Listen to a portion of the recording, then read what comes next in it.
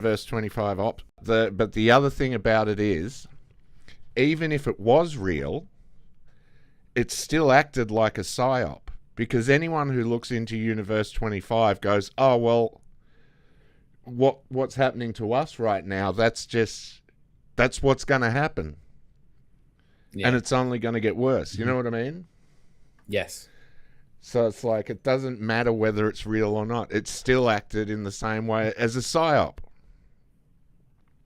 Anyway, ladies and gentlemen, welcome to the show. We are back for another Box of Dogs, and I am here once again with the one and only friend of the show, good friend of the show, Mr. Nitrobreed himself, Tom Blaw. Yay. We are going to be talking about etymology and body language and all sorts of things. So let's do the intro and get it underway. But I know what'll make you feel better. Oh, no, not another box of dogs. It's another box of dogs!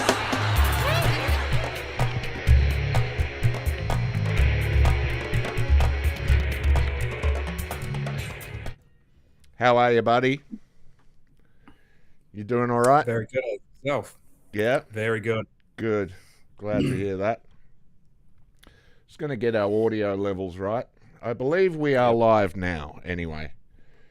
I think we're on YouTube, Rumble, and X. Let me just double check that yes, we are streaming to YouTube, Rumble, and X.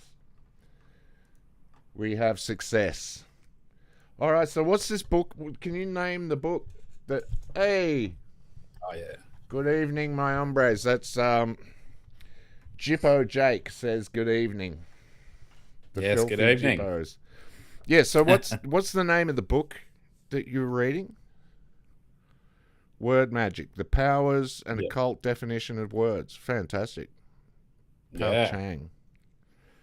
I got to get that. I got to listen to it. Yeah, very, very good read. Yeah. I've read it once and listened to the audiobook multiple times. That's better. Yeah. As I think it was Doco Willink that said you don't know a book until you've read it at least 3 times. Yeah. And that's, absolutely true. I was listening to a guy who was talking about having read the Bible like 5 times. I haven't even finished it once. I want to. Yeah. But damn, that's a tough read. It's so massive. Yeah. But yeah. So, but you do that thing where you'll listen to the audio book as well. So you read it and listen to the audio. Yes. If I can, yeah. Yeah. Do you find that, like, I've been kind of thinking that is probably the way I should. I did it with that book that you loaned me. Never Split the Difference? Never Split the Difference, yeah. Yeah. Because I found it. It's on YouTube. Yes, so yes. I ended up, I was kind of, I think I was taking more of it in. Kind of doing it that way. Yes, definitely. Because when I read now, I'm just like, read one sentence and then start thinking about something else, and then I have to go back and back. Attention spans, man. The kids today. They've just been completely shot. Yeah. Oh, it's nuts. And obviously, they're done very, very deliberately. Well, if something goes on for more than 30 seconds, oh, fuck that. That's way too long. Yeah, I think they've really, that's the thing. I often wonder, I don't know if it was set out to, I don't know. I often question what's the line between them doing these things to, like, do they know before they do these things that this will be the effect? Or do they just hack these things down to a thing and they go, well, this works out for us. If we make everyone have no attention span, it works out for us. So, yeah, it's an interesting... Yeah, whether it was planned or they just go, look what this is doing. Isn't that interesting? Isn't that fascinating? I personally think that because of their big think tanks, I personally lean towards that they are doing it beforehand. They knew. Yeah, look, I think That they knew. I think they definitely know what will happen. Like when they say, look, Yeah. let's, when YouTube were like, let's develop YouTube shorts, and like they've done the studies, they know damn well what's going to happen. Oh yeah. Google got over $1 billion in fines recently. Google in Europe. Sounds big, doesn't it? Yeah. Any idea of their profits last year? Go on, please go on. Over $132 billion in profits. What's 1 billion? What's a billion? Nah. Fines are just the government wetting their beak at this point. It's just like, they see these companies making these obscene profits, and they go, "We'll have a bit of that." That's what it is. So, but they release that news. They're like, over $1 billion in fines, and we're all like, "Wow, that'll show them. They'll start behaving." No, they won't. No. It's just funny. Let's look up. I'm going to look. I need to shift some of my drinks here. Okay, so. That was way less interesting than I thought it would be. It's just a okay, Google. Google's the domain is Google.com. According to the company name, is a play on Google, which is a 1 with 100 zeros after it. Oh. Number represented by 1 followed by 100 zeros. Yeah, that's a Google. Yeah, but Google. Okay, anyway. I thought that might be an interesting place to start, but it's not at all. It's just like, Google. That's what it is. Anyway, so let's dig into it. Yeah. What have you discovered from this book, mate? It goes into... Starts off with, the basic premises of that words, you have to do the etymology, and what are the other two words? Prefix and suffix? Prefix and suffix, yep. Yeah, so that a lot of words, what we're saying, we don't realize what we're actually saying. Yeah, that's absolutely right.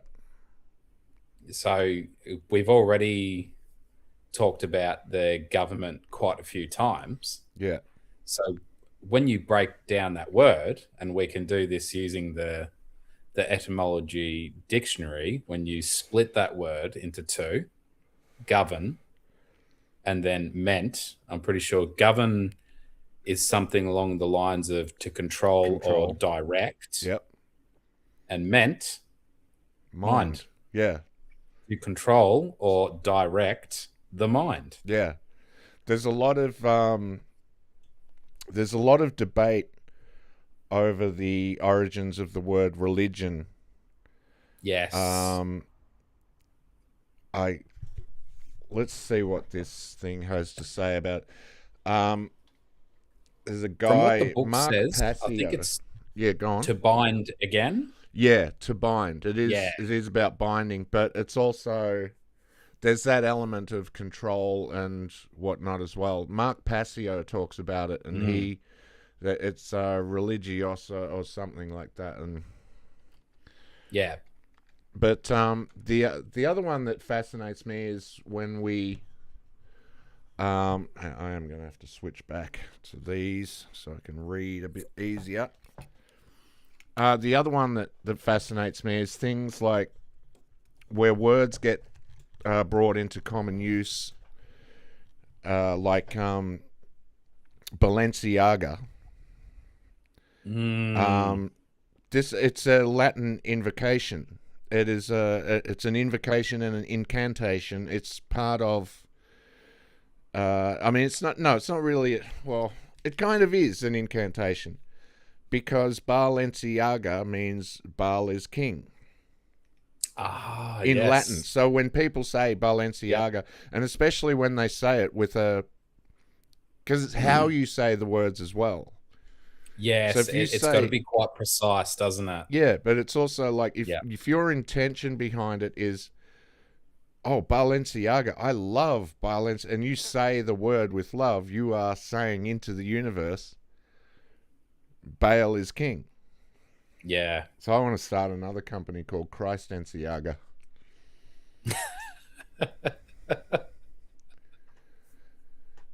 So, okay. Well, I mean, there is, of course, that viral clip of Kim Kardashian, and she over exaggerates the pronunciation of Baal. She goes Balenciaga. There's a lot of emphasis. I haven't seen that, but Baal that part. is absolutely where it comes from. And because you get a celebrity saying it a certain way, and people will imitate that.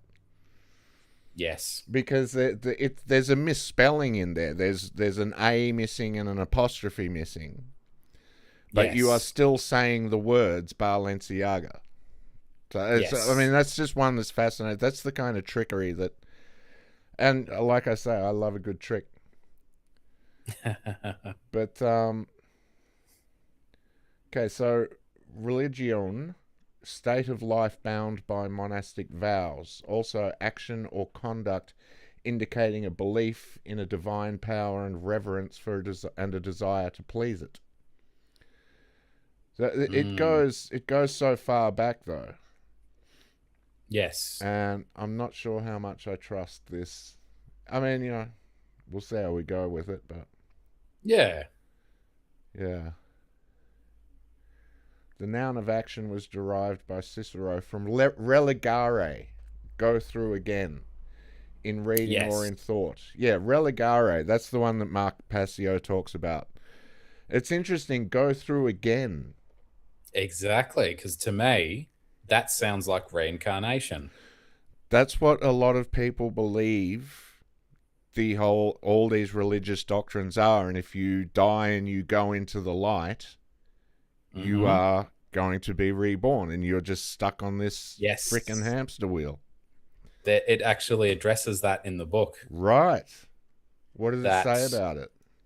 That the light is a trick used by the dark forces to draw you back in, because human beings, we are naturally attracted to the light. So, for instance, when we go through that initial dying process, if you were to look around and just see nothing, and then all of a sudden you see a light, and then of course, like, that stereotypical religious music. Yeah.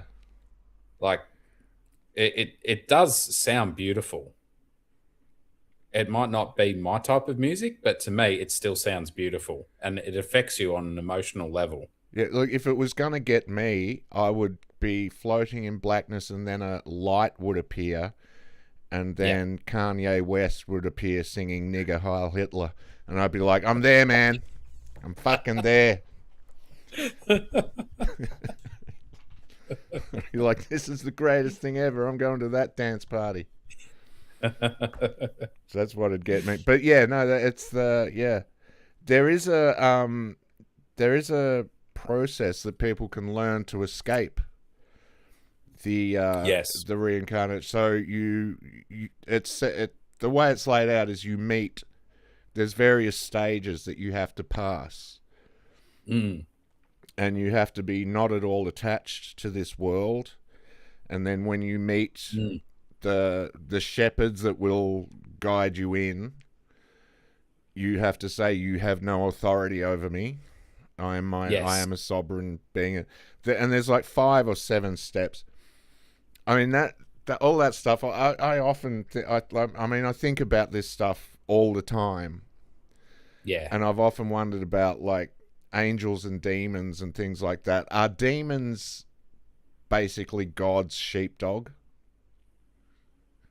Yeah. Do you know what I mean? Well, yes, because that has just actually struck a memory.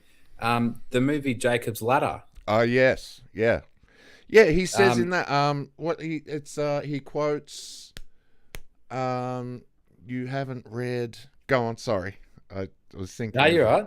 It's I'm probably going to butcher the quote too, but it's something. It was along the lines of, "What if demons are actually angels in disguise, trying to help you to Tearing you wake up away to from certain the earth. things?" Yeah, Yeah. yeah. He says when you're still attached to the earth, you'll see demons everywhere trying to tear you away from your life. But when you let go, those demons become angels. I can't remember Yes. the author that he quotes, but that he's quoting a particular, like a 12th century mystic when he Yes. says that. Yeah. Because it's very interesting. I mean, a lot of my life experiences, I mean, a lot of what do you call it? Like the monks or the Buddhists will tell you this, depending on your perspective, that pain, as unpleasant as it is an extremely good teacher. Oh, yeah. Yeah. Dude, the difference between people, pianists, who like had a teacher when they were young, when they would hit a wrong note, the teacher would whack the back of their hand with a ruler. Like Right. they don't play wrong notes. Yeah. Like, it's a brutal way to learn, but that's another thing I've questioned. Like, where are we headed if we are eliminating that kind of, physical Yeah. education, so to speak? I don't know. Are we? I mean, I don't know. I think it's kind of good we're moving away from that, but I just wonder what the end result is going to be. We're not going to know for years. Yeah. But it wouldn't surprise me if in 100 years people just go, "No, we were wrong. You need to hit your kids. Start hitting your kids, everyone." Well, because it's pretty simple, isn't it? There needs to be boundaries Yeah. because if parents don't show children boundaries, someone else will, Yep. and it'll either be a police officer or someone else out on the street. Dude, I was thinking, So, yeah, I was thinking about it the so other day. what's worse? We were given, like, growing up, there were basically, it was like we were free range kids. It was just, do whatever you want. We're not going to tell you anything, whether you're doing right or wrong, until you do wrong, and we're going to be there to hit you and yell at you. So I got to the point where it's like, I don't know what to fucking do. I felt like a mouse in a maze, and I didn't know which parts of the floor were electrified, which cheese was going to fucking explode in my face. Exactly, yeah. It's not a great way to, And not a if great kids, way to learn. like, yeah, if you leave kids on their own, if you're not there to watch them, and they're about to stick a fork into an electrical socket, or run across a busy street, Yeah. Yeah. yeah, nothing good's going to come of that. Yeah. They'll learn when they get hit by a truck. They'll have to learn, in the next lifetime. Yeah. I actually have been doing a bit about that, about like how the boomers are badly named. Like, calling them boomers is completely inaccurate, because they're called baby boomers because they reckon they had more babies than anyone, but they didn't. They actually had less babies than previous generations, but they just figured out how to keep the ones they had alive. So, Through medical advances? Yeah, through medical advances and whatnot. And I'm not saying the system was perfect before, but we had a system. All the retards and the fuckheads died out early, so all you had was strong people. So it's like, next time you're stuck in traffic, just know that 80% of those cunts around you should be dead. Anyway, I won't start doing bits, but yeah. No, just it is a, I don't know.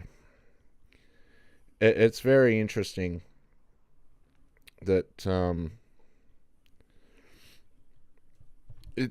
I find it fascinating that the stuff, like I was taught so much stuff when I was a kid that they called fairy tales, Yeah. and I was always like, why are you telling me this stuff if it's bullshit? Like what? Like that was the thing that I could never square, because they'd be like, Mm. this happened and that, and this magic guy came along, and this is all bullshit, by the way. And I'd be like, well, why are you telling me if it's bullshit? Mm. I believe that's part of the programming early on to convince you that this stuff is not real. Mm-hmm. Because, Yep. like, I know that magic exists in the world. I know that witchcraft exists in the world. Mm. I know that I know that, like, there's not a lot of witches out there that can cure a scorching case of herpes. So science is kind of, taken over on that one. But I know for a fact that these things still exist, and they use Absolutely. them. So I really Yes. believe that that was part of our early childhood programming, that, Yes. don't believe Because this when stuff. is when you say magic, Mm. personally, what's the first thing that comes to your mind? The first thing that comes to my mind with magic is incantations and spells and the manipulation of reality. I mean, first of all, you kind of think card tricks, trickery, Yeah. Yeah. tricks. Let's say tricks, Yep. but also incantate, like the manipulation of reality, the manipulation of people, and um, creating. Yeah, I'd say the manipulation of reality. What's the first thing that comes to your mind? Usually Hollywood movies, Harry Potter. There you go. Yeah, Right. Right. the Exactly. manipulation of reality. Yep. That is exactly what that is. That's all that shit is. Yep. The people who saw the power of films early on, when the Yes. technology first came out, and they were like, "Holy shit, this is powerful." They had Yeah. people. One of the first films, they had like a train coming straight at the camera. A guy had a heart attack. Whoa. There was another one where a guy, and Scorsese repeated it in Goodfellas, I think it was, where he Oh, has yep. Yep. Joe Pesci turn to the camera and he shoots the camera like 6 Yep. times. That was done early in film, and again, some guy had a heart attack, because you can't. The subconscious doesn't know the difference. The brain, Yeah. you just see a guy especially in those early. I find it fascinating that now we've gotten to a point where we are so used to unreality that we can watch something happening and go, yeah, but that's not real.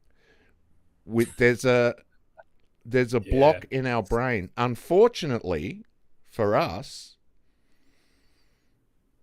6 million years of the evolution of the unconscious mind, the unconscious doesn't know it's not real. It's called the window effect, where, like, if you see some guy getting the living shit kicked out of him outside your window, and then someone pulls out a gun and shoots him in the head, you're going to go into, like, fight or flight. And you're going to get your guns, you're going to get your knives, whatever, to protect yourself. The mind doesn't know the difference between a window and a screen. Ah. Yeah. That's just where we're at now, man. It's crazy. Yeah. Well, I don't know why my mind's going this way, but like I've now been hearing about this thing where kind of like what you're saying, like let's say you see a stabbing on the street. Yeah. Um, if you're the only one there, the guy that does the stabbing runs off. The person that has been assaulted, if there's only a couple of people around, he's much more likely to receive help. Yeah, right. If that happens in the city, everyone just sort of looks at each other and goes, someone will do it. And basically that person's fucked. Nobody ends up helping them. That's wild. Yeah. Fucking crazy. I was talking to a mate the other, and I've actually experienced this where this kind of freaks me out a bit because we are getting more and more numbed to this stuff. Yeah, for sure. You would have seen the experiment where they get someone's hand and they put the hand behind a piece of cardboard, and then on the other side of the cardboard they'll have a rubber hand, and they start stroking the rubber hand, and at the same time they're stroking the person's hand, and they'll touch this finger and that finger and that finger and that finger, and slowly the mind, because all you can see is the rubber hand, the mind goes, that is my hand because I'm feeling it. I'm getting sensations as this guy rubs my finger. He rubs the rubber hand finger, and it convinces your mind that that is your hand. And then they pull out a hammer and they go fucking whack on the rubber hand. You see the person jump, and they say they actually felt something, like it didn't break their hand or anything, but they felt it. Wow. A mate was telling me the other day about VR porn, and I've experienced that kind of thing. This is what freaks me out, man. I've experienced that kind of thing where you convince your mind of something and you actually feel like that is real. You feel like that thing is happening to you. So yeah, my mate was telling me about VR porn. He was going, it's fucking incredible. It's changed my life. And I was like, he's like, it's changed my life how I wank. And I'm like, well, I don't know if that's a good thing though. Yeah. But he said it really feels like, he said, even though you're looking down and it's some kind of, it's still like an animation, a computer animation. Yeah. Whatever. Yeah. It's still, he's convinced that it's really happening. It does also show, though, it does reveal how much our reality is conceived and constructed in the mind. Yes. Like, it's all in there. Everything we experience is all through the mind. If you can control that, you control reality. Yes. Quite fascinating. People can, like, be tortured and they just go, but I'm not there, so it doesn't matter.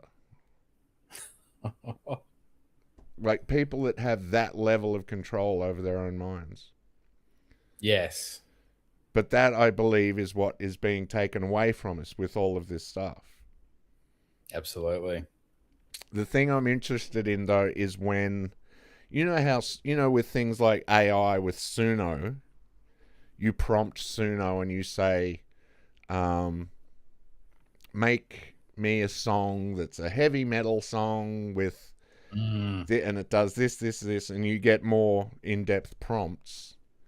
Yep. And it just creates a song for it. It's just like, bang, here's a song. 10 seconds later, you've got a full song written. I'm interested in what's going to happen with, like, the virtual reality shit when you can prompt an AI to create the reality that you want. Yeah. Because that's coming. And would that be a good thing? It will create some weird shit. Exactly, yeah. Because, I mean, like... there'll be a lot of guys making world of boobs. Yes. It's just and after a while, it won't be that long before they go, it's just a world of boobs. Yeah, I'm kind of bored with the world of boobs. Yeah, kind of bored. Like, where can we go with this? Yeah. How can we make it exciting? And then, because of the novelty factor wearing off, they have to find something that's more novelty factor. So I remember You just a randomly while ago. squirt milk at you. Just Yeah. So I remember you talking about this with me a while back. Was it the movie? I think you said it was called The Counselor. yeah. When you have, say, you have access. When you've got all the money in the world, how do you get off? Yeah. Yes. What? Yeah. It's like when you've done all Yeah. the things, when you've, yeah. Mm-hmm. You've had the best booze, the best food, Yeah. best sex, whatever you want to call it. You've fucked Yeah. all the hottest people. You've done Yep. everything. It's why a lot of, there's like Magic Johnson getting AIDS and all that, and that kind of Yeah. revealed that amongst that upper echelon of like sports superstars who are all present themselves as like they're super straight, they love the ladies and whatever, you find out they're having a lot of gay sex and stuff Yeah. because Yeah. they're fucking hot bitches all the time.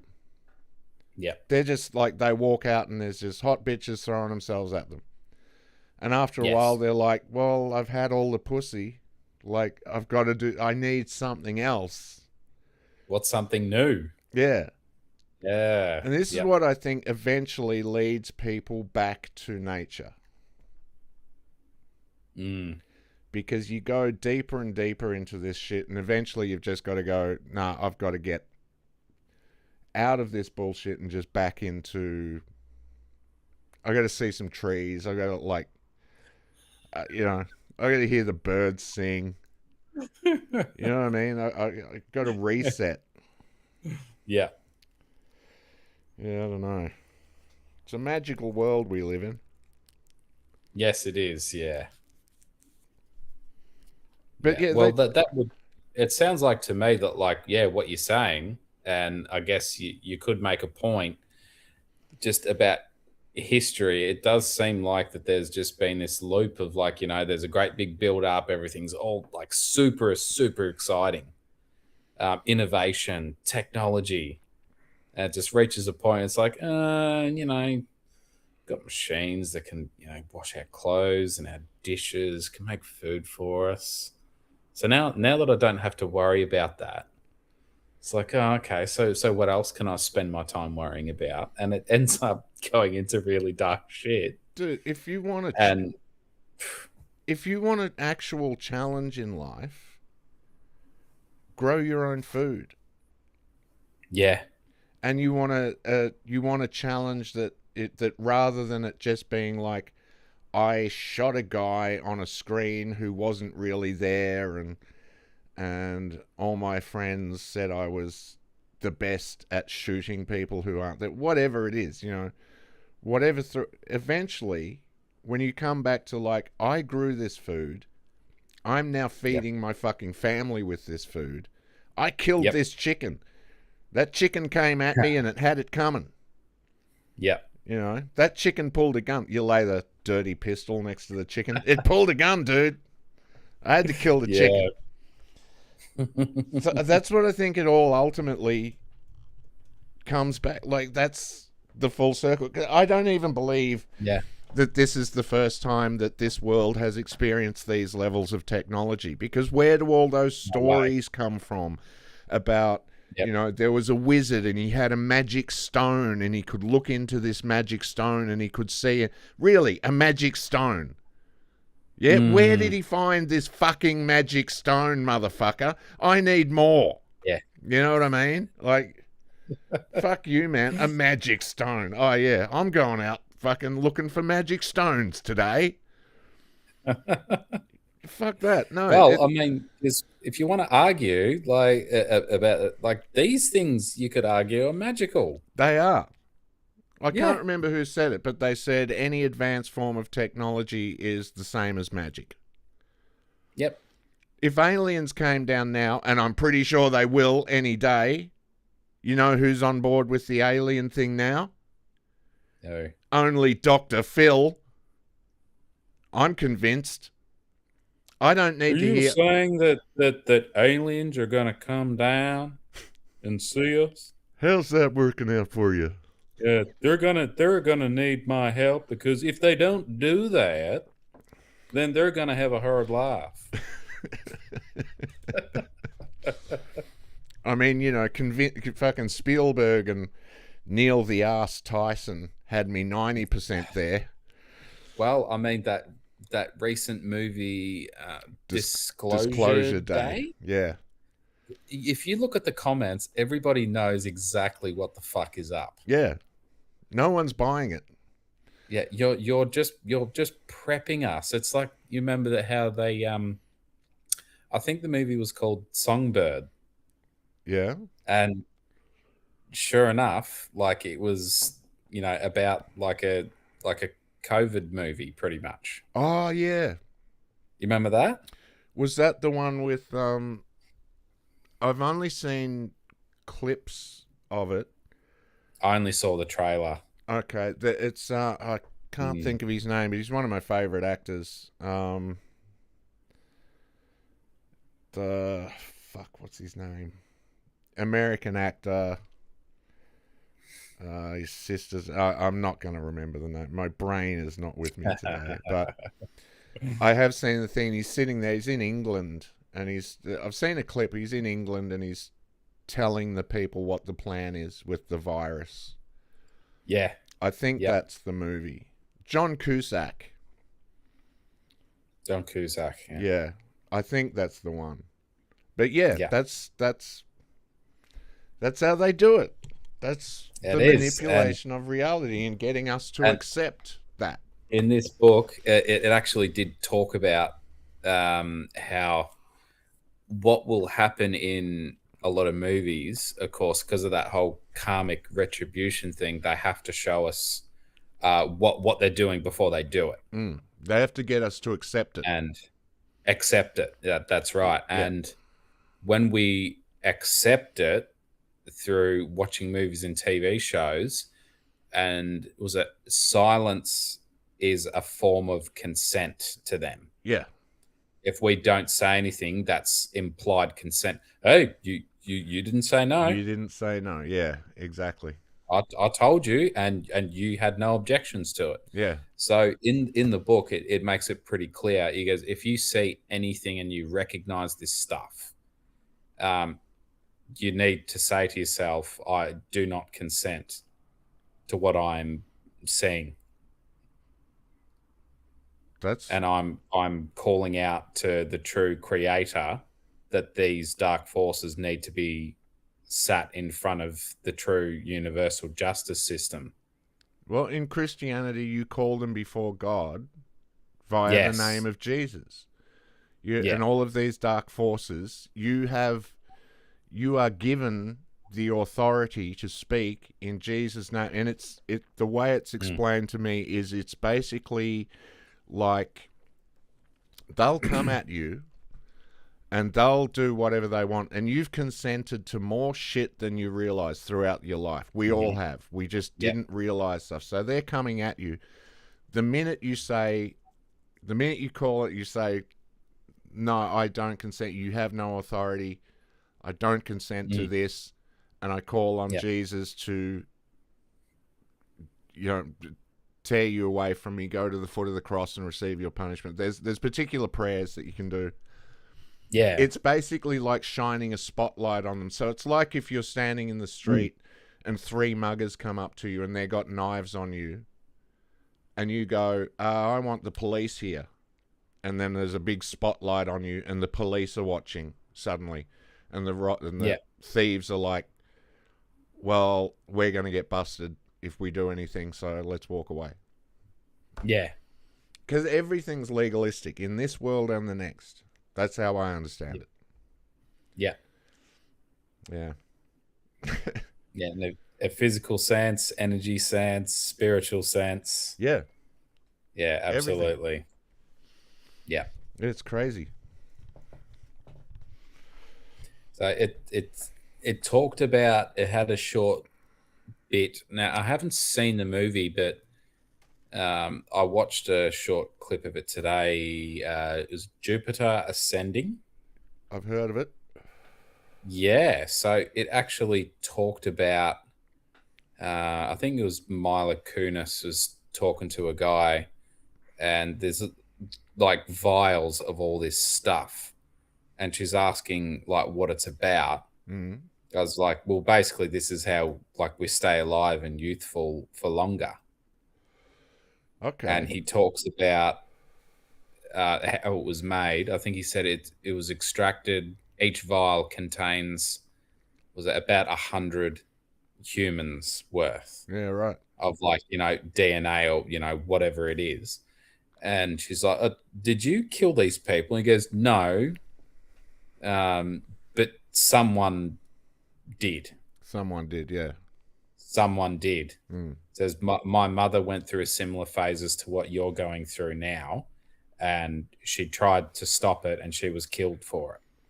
So But basically, like your race and Earth is like a farm, and we are farming your energy. Mm. Yeah, It's funny, like I don't know what I'm doing with my comedy because can be quite dark at times, but it always comes from a place of love. And very often, like I started a set the other day when I did Resi. I started the set by saying, congratulations everyone for coming out. I'm really glad you've decided to come out. You could stay home and just get depressed watching YouTube and Netflix and feed the reptilians their loosh. And as soon as I said that, they cracked up. But I think it works in the other way as well. Like, because they would say absurd things. It's like when Stephen Colbert fed a baby to Baal. And it was like a comedy bit. Yeah. It was like a comedy bit. But it's like, I can't remember his name, but the filmmaker, he talked about it on Rogan, and they show the clip. And it's like, this is what gets us to, we laughed at. People laughed at it. Yeah. So when I say, well done for coming out and choosing love and fuck the reptilians, like we're out here fighting the reptilians, denying them their loosh, everyone laughs, but they're still accepting what I'm saying. Yeah. So, like, that's my little way of fighting back. Yeah. Like, I will say shit like that. I don't care if people laugh at it. Like, I want them to laugh. I'm doing comedy. Yeah. I'm saying things I know they're going to laugh at, but at the same time, I'm kind of saying things which are true. Yeah. I'm just like, So, yeah, I have fun with that. Yeah. Because fuck the reptilians. But if they can hook me up with some of that youth juice, I'll take it. Reluctantly, but I'll take it. And $1 billion. I'll take it. I'll work for you, but, reluctantly. Do you think would they take Australian dollars? Yeah, I suppose Australian dollars. What's that in American? $1 billion in Australian. That's about $50 American. I'll offer him a pack of cigarettes. Some Australian cigarettes. Yeah. Like, no, you don't understand. These cigarettes, they come from Australia. Yeah. A pack of 30 costs like $100,000. Yeah. If you had 3 packets, you could actually buy a house with it. Yeah. Yeah. What a joke. We are a joke on the world stage, man. Oh, we really are. Like, me and my wife were doing, the tax returns with an accountant the other day. And even he was saying, like, yeah, we are the most taxed country in the world, and it's only going to get worse. Yeah. Oh, they never back off. Any better. They never, ever back off. Yeah. Oops. I hit the wrong thing. I meant to look at chat. Jake says, I'd like to give Ask Jeeves a shout out. Everyone's forgotten about him. That's when we were talking about Jugal. But it later turned out the chicken was holding a Mars bar, but still he had it coming. You're fucking right, he had it coming. Fuck that chicken. I prefer Snickers personally. Yeah. Yeah. Well, chickens shouldn't eat chocolate anyway, so. No, they should not. I did him a favour by shooting him in the face. But yeah. Oh, that's where I was going to go before. Go on. You were mentioning the Stephen Colbert bit with the baby. Yep. So I've been also looking into manipulation tactics pretty hard over the last probably year or so. Yeah. So I noticed what a lot of them will do, they will say or do things with neutral terms and neutral meanings. Yeah. So that depending on the situation, like for example, if somebody calls them out and say, hey, I know what you've just did, they can flip it and they can say, oh, no, I actually meant this. Yeah. But if they don't get caught, then they can continue the manipulation and keep pushing. Yeah. But there's always like that little escape that they can take. Yeah. Oh, no, that's not what I really meant. Mm. Well, what I meant by that was this. And they use those neutral terms and words so they can get out of it. Well, they also, even on the most basic level, like when the Thai girl was murdered, I hate bringing this up and I hate using this as an example, but there's an arm of the media now where they put out social media bounties, and it's basically, look, tell people this story in the way we want you to tell it, and you know, you will get money. And when that murder happened, my feed for a week, it was flooded with suitcase killer murders 17-year-old girl.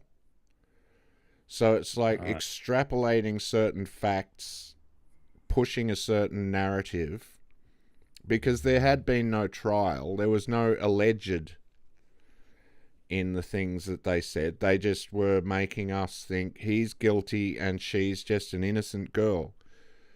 Now, I don't want to, you know, put shade on the poor girl. I don't think she deserved it. Yeah. But she was on what is essentially prostitute beach at night. Right. And she went off with a guy, and there's one story that says they argued about money. I mean, but it's still, it paints her in one way and him in another way. So it's just the tricks they use. Yeah, for sure. You know, there's a local story. Priming, I think they call it. What is it? Priming? I think they call it priming. Yeah, priming. Depending on what words and terms you use, you can already sort of pre-push someone in a certain direction. So, sorry to cut you off. No, so like a very, very quick example. There was a study done where they showed the same car crash to two different groups. Although one group, they asked them, how fast was the car going when it smashed into the other car? And then the other group, they asked, what speed do you think this car was traveling when it bumped into the other vehicle? Right. See where I'm going with this? Yeah. So the first group, how fast was the car going when it smashed into the other car? Their estimates were much higher than the next group. Dude, it scares me how easily manipulated we are as a species. Yes. It freaks me out, like when I hear things like that. The story about where they were sending women in for job interviews, but before they would go in, they would put scars on their faces, like makeup scars. Have you heard this? No, okay. Go on. So they did a study a little while ago. Konstantin Kisin has talked about this But they did this study where they got a group of women and they were like, we're going to send you in to a job interview. But before we send you in, and like they were kind of primed in a way to see prejudice in a sense, because they would have all known, they would have been like, okay, well, they're not going to pick me because I'm covered in scars. So they got makeup artists to put scars on their faces. So they looked like they'd been, slashed up. Yeah. And they'd show them themselves in a mirror and they'd go, look, your face is covered in scars. And so they'd make sure they'd seen the image of themselves covered in scars. And then they went, okay, we're just going to touch up the makeup a bit more. And they removed the scars and they just did the makeup so they just looked normal. And then they sent them in to the interview. And every one of them came out saying, yeah, no, I wasn't going to get that job or whatever. The interviewer just kept staring at my scars. Like, he said words that were like referring to my scars. Like he was obsessed with the scars on my face. And then they showed them and they went, well, you didn't have any scars. Like, we fucked with you. Wow. You were actually, they thought that the interviewer was the subject of the experiment. Yeah. But they were actually the subject of the experiment. But because they believed they had scars, they came out going, that guy is a prejudiced piece of shit. He even said words referring to my scars, but the guy was like he had no idea. Yep. So they went in with this preloaded thing. This is why if you man, if you master your mind, yep, you got to. You have to. Yeah, I've been reading at the moment the Ellipses Manual by Chase Hughes. Oh yeah. He's great. I love that guy. I personally really dig him. Yeah. A lot of people on YouTube give him shit, like saying, "Oh, he's a fraud. He exaggerates stuff." And look, who knows? Maybe he does, but either way, he still knows what the fuck he's talking about. Mm. Maybe he does exaggerate stuff to help market or sell shit, but he still knows his shit. Yeah. So basically, like, he was talking about what you just said along those lines, like how frighteningly easy it is to get past certain aspects of our mind. It's like we don't have a firewall. Yeah. There. And the reason that is because, like, for example, let's say, I'm sure you've experienced this at some stage in your life. You're taking the same route every day to work and you come the same way back. Yep. So have you ever had it where, like, you rock up to work or you get home and you go, I don't actually fucking remember the drive. Yeah. Many times. There's a reason for that. And it's not because your memory's fucked. Because your brain is very good at creating shortcuts and going into autopilot to conserve energy. Right. So because you're doing these routines, your brain is not focusing on it because it goes, done this 100 times before, doesn't matter, this particular day doesn't need to be installed. Now, here's another thing I'm sure that you've had in your life where somebody will come up to you and they will say something completely that you're just not expecting. And you're like, what the fuck is going on here?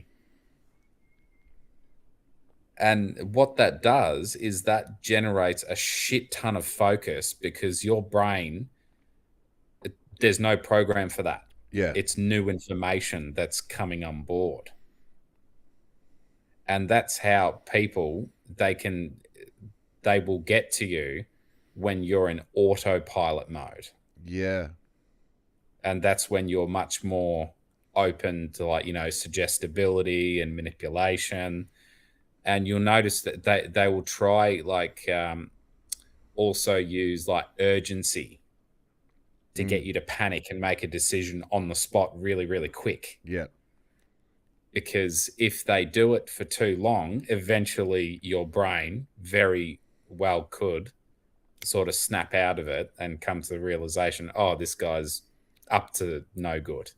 Oh, look, anytime I come across something on the internet that I'm interested in and it comes up, like, this offer is only available for the next hour and there's a countdown clock, I go, yeah, I came here to sign up for this.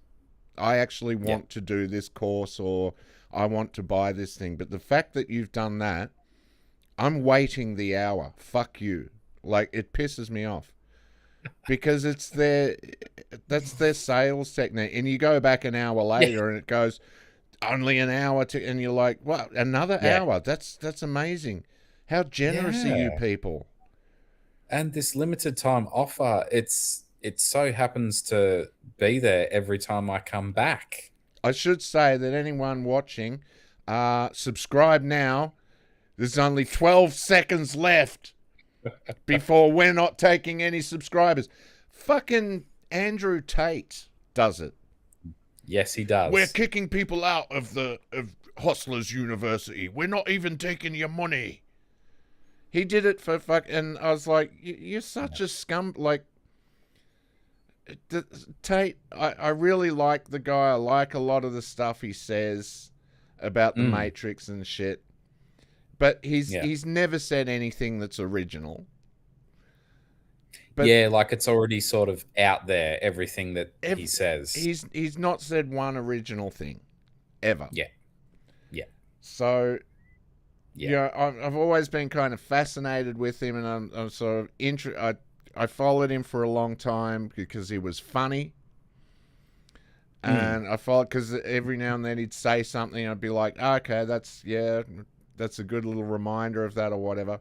But the fact that he talks about the Matrix and all this shit and then turns around and does all the Matrix style tricks, I'm just like, well, you're just a massive piece of shit.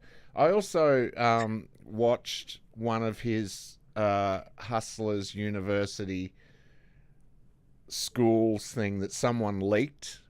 I'm pretty sure it was just on YouTube. You just look it up on YouTube. People put it up there. Was it about 6 hours? Something like that. Yeah, I think I've seen the same thing. All of his business advice was just basically how to be a scumbag in business. It was all the scumbag, and it's all scumbag shit that everyone learns along the way. But it's like, it's kind of stuff where you're just cheating people endlessly. You just everywhere, and that's what hustling is.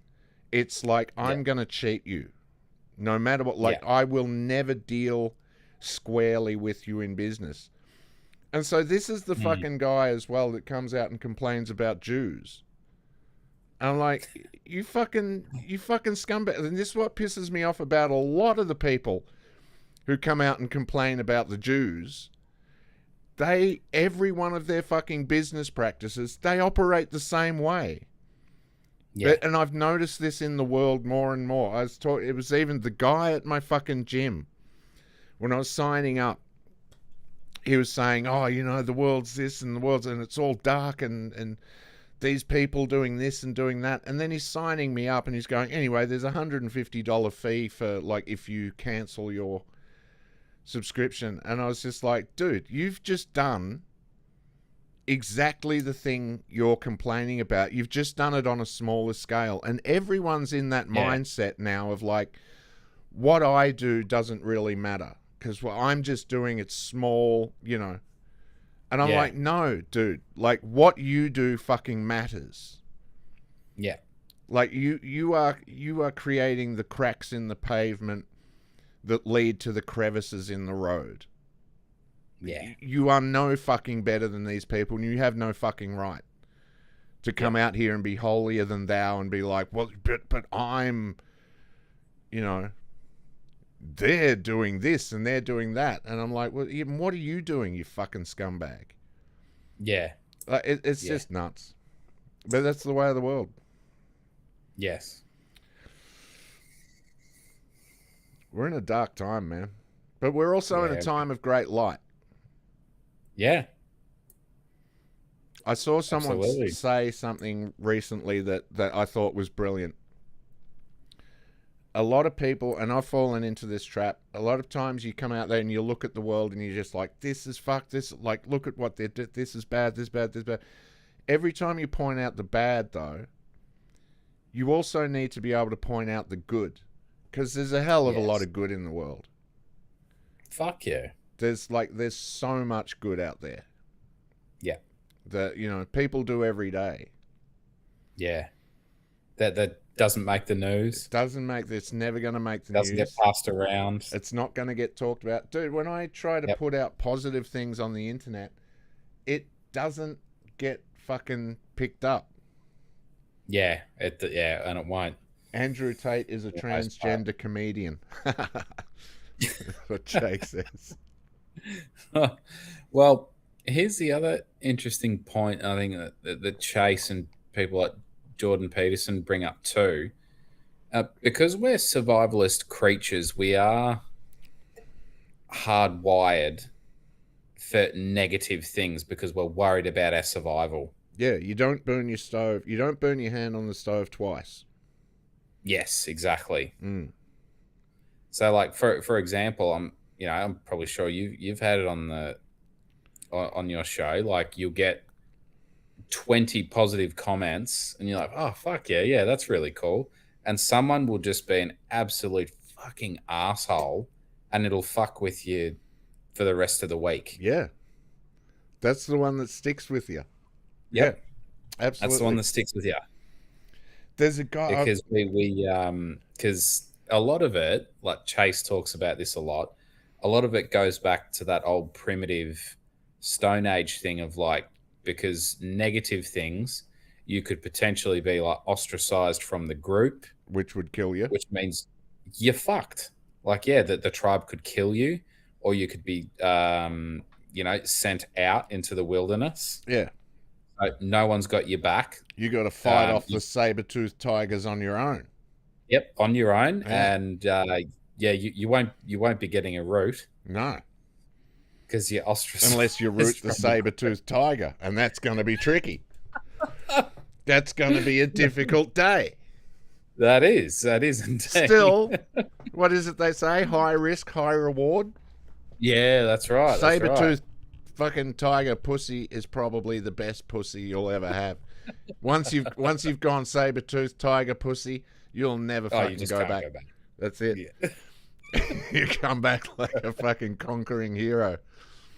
Women throwing themselves out, get away from me. Your way back into the tribe. They respect me now. Yeah. This is my wife. Say growl. But yeah, like we are just genetically hardwired to notice the negative shit way more for our survival.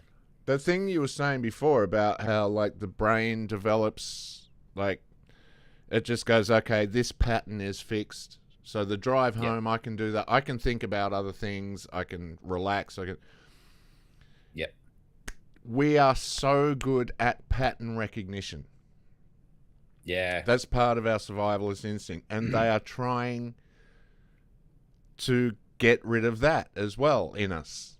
They want us not to recognize patterns. They want us to deny pattern recognition. Yep. So, yeah, I don't think that's something we'll ever give up. I think people are too, I think people enjoy recognizing patterns. I do. Absolutely. Dude, whenever I watch a video, whether it's on X or YouTube, I check the length of the video. Yeah. And I have to work out the exact halfway point of the video. I have to know. I don't know why. It's like this obsessive thing that I'll do. So, like, you know, if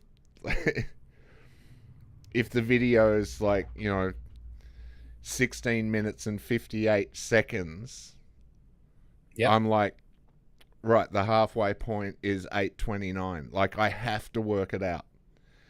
And what I used to do is sit there and I'd wait. I'd get like, I'd stop watching the video as it would approach the halfway point. Yeah. I'd be like waiting for it and I'd be tapping on it so the time thing would come up. And when it hit 8:29, I'd be like, pause. And I'd be like, right, we're halfway through the video. Start again. Yep. I'm a little bit autistic, I think. Well, I've certainly copped a few, comments over the years that, but Tom, it wouldn't surprise me if you're autistic, actually. And it's like, you say that like it's a bad thing. Yeah, exactly. Ask me about trains, motherfucker. Yeah, that's right. Yeah. Yeah. I don't know what that is. It's just something I picked up a while ago and I started doing it and then it became a thing of sort of like a game, I guess. Yeah. It always pisses me off when I get one that has no halfway point and then I have to work out the thirds. Like, I'm like, okay, can I divide it up into 3 equal parts? Or 5? Like, it just annoys me. Interesting. I don't know what that is. Yeah. So has this been like more of a recent thing? It's something I noticed that I was doing in the last... Like, it's only since watching YouTube. Like, it was never something I did before. Right. Maybe with songs occasionally. But I would have to be listening to a song on the computer. Like, I need... If there's a time display, I have to chop that into equal parts. There's just something in my brain that goes, okay, what are the equal parts of this? Give me any number and I kind of have to break it down.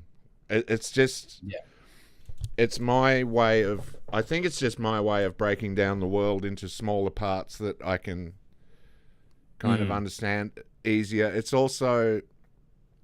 I've always had a thing with, like, if there is a long period of time, I need to be able to break it down into... Like, even when I go to the gym, I know I'm going to be there for at least an hour. Yep. But I break it down into different machines. Yep. So it becomes way more manageable. So I think that's all it is, really. And I'm breaking it down in my mind, kind of going, okay, well, the first half said this, the second half said this. Yeah. And I don't know if it helps me or it's just a little, like a little OCD type tick. I don't know what it is. I don't care. Well, I have heard, might have been Bear Grylls. I think he was sort of talking about, like, you don't want to look at the journey of 1,000 steps as 1,000 and just steps. thinking, oh man, there's fucking 1,000 of these fucking things. Just, oh man, like you break it down and you just go, no, I'm just gonna, instead of looking at it as 1,000, I'm just gonna count to 10, 100 times. Yeah, things like that. I automatically break things. So this is the other thing it might come from. If there's a repetitive sound like an engine and it's going at a speed that I can count, so it's like that kind of thing, I'm counting it in 4s because 4 to me is a single unit because I'm a drummer. Yeah. And because being a drummer, the most common time signature is 4/4. So I can go 1, 2, 3, 4, 5. I can count the amount I can just count them. So I'm not going 1, 2, 3, 4, 5, 6. It's the same as the Japanese. When they count something, they count in 2s. They don't go 1, 2, 3, 4, 5, 6. They go 2, 4, 6, 8. Oh, That's how they count. It's a much more efficient way to count interesting. because you're counting half the items and doing it at twice the speed. Yeah. And, you know, Gotcha. you get to that single one, you go 48, well, it's 49. It's like a... And it's the same thing that makes, you know, autistic people be able to look at a bunch of toothpicks and go, it's 83 toothpicks. It's, you know, it's groupings and breaking down and like... What I would love to get to, bro, is to try and... I want to get to that point of human potential. Like, I know I'm never going to get to the highest point of human potential, but my own highest potential. Even with things like, little things like quitting smoking. I know as long as I'm smoking, there's a barrier that I'm not getting over. Yeah. So that's why I'm really now trying to... Well, no, I am quitting smoking. There we go. That's the... I've caught myself... Much better use of words. I've caught myself twice doing that. For ages now, I've been saying, I am quitting smoking. I am quitting smoking. Yeah. I want to quit smoking. I am quitting smoking. Yes. And just recently, a couple of times, I've caught myself going, I'm trying to quit smoking. It's like, no. Good. I am quitting smoking. Absolutely. I am statements. I think it briefly mentions it in the book, but I was also listening to a lot of one of the Anna channels here on YouTube, and they make it very clear I am statements are the most powerful statements you can make. Yeah. There's a reason why, like politicians, you'll never hear them say, oh, we're thinking about maybe, perhaps, possibly this law. Yeah, like we're kind of thinking about it. We might do it. No. They say we are. Yeah. Or I am. Yeah. Yeah, they don't mince their words. They're very precise. Yep. The it takes time to change your foundations. I when I did a comedy thing recently, I've been doing really well with the comedy. Like I've been, since coming back and putting this new, I do this whole thing now where like I'm angry or I'm just heaps more emotive. And the other day afterwards, a friend was saying to me like, "That's really good. That you did well." And I was going, "Really? Did I? Are you sure?" Because I didn't know, because I was only playing to 5 people. So I was like, yeah, I made 5 people laugh, but, was it, I don't know how that would go. And I could see them getting frustrated with me because they were going, no, I'm fucking telling you it was good. Like, why don't you believe it? Yeah. So, and I had to explain to her, I was like, look, I'm constantly working on this stuff, so I always have to program it into my brain that, yes, I did well. And I also have to be very aware not to go into ego. Yes. Because absolutely. Anytime I've gone into ego where I'm like, oh man, I'm so good at this, I'm killing this, I can, it will, you collapse so quickly. Yes, you do. I don't know what that is, why the ego is so fragile like that, but you can't really build foundations on an ego. Yeah, absolutely. Yeah, it's like trying to build a house on sand. Yeah. Yeah, it's crazy. Yeah, it's always, you definitely like got to stay humble and have the attitude like, I've picked up a few things, but I haven't reached my potential yet. Yeah. And I'm getting better. Yeah. I never know it all. That's the thing. I think ego puts you put yourself in the position of, I am at the top of the mountain. There's nothing left for me to learn. I have achieved the heights. Yeah. Whereas approaching everything humbly, you're always like, no, there's always something else to learn, and I will.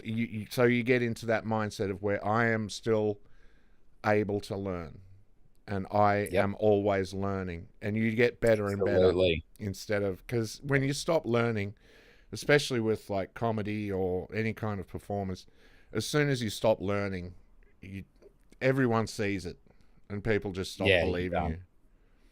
Yeah. Jake's just asked, who's one of my favourite drummers? I'll just say Stuart Copeland. I've got a lot of drummers who I think are better than Stuart Copeland in a lot of ways, but I'll just say Stuart Copeland because he was so influential when I was growing up. Yeah. Of the Police. He was... Oh, yeah. He just... I think the thing that did the Stuart Copeland... he kind of took rock and roll in a whole new direction rhythmically, because he brought reggae beats in, and he reversed the 1 and the 4 and the 3 and the 4, and anyway. Oh yeah. But yeah, so I'll go 2 of my favorite drummers. Go on. I know I talk about this band fucking ad nauseum.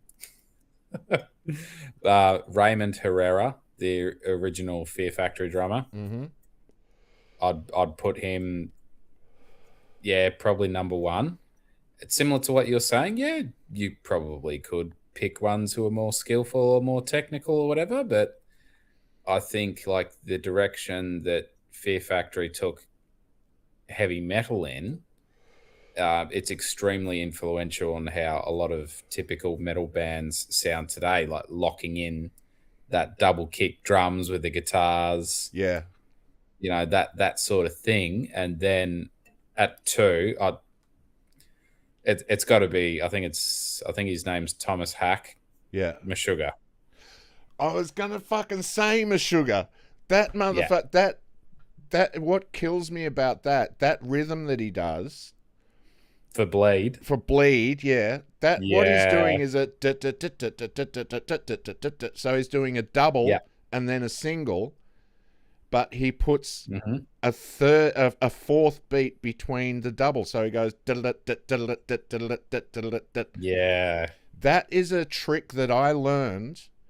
I was doing fills using that same thing, but I never used a double kick, so I never thought to even try that with a double kick. Now I do. When I've got the electronic drum set up, I can switch the hi-hat to a double kick, so I can have double kicks. Oh, wicked. Nice. But I've actually gotten my right foot so fast that I can do double kick stuff, and I do doubles as well. Like my favorite fill is to do like double on the kick, double right, double left, and you just do this. Well, like it's just a insane beats. But yeah, that guy, Meshuggah, that fucking I love that.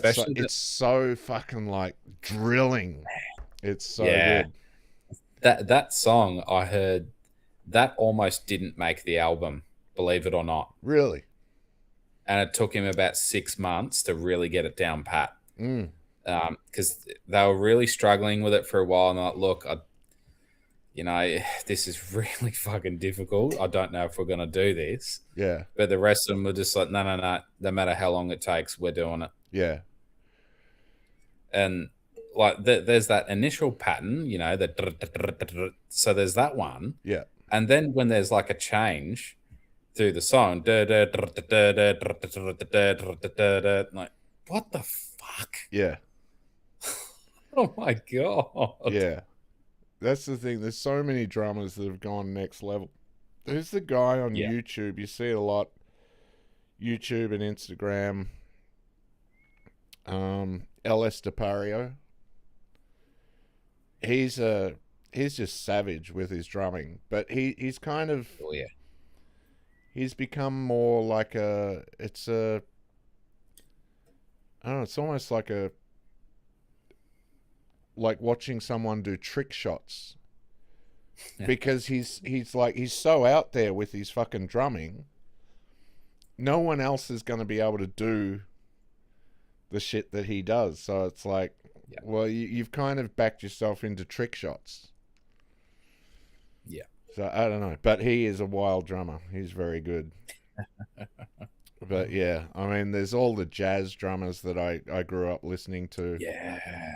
That were fucking wild, like the shit that they would do.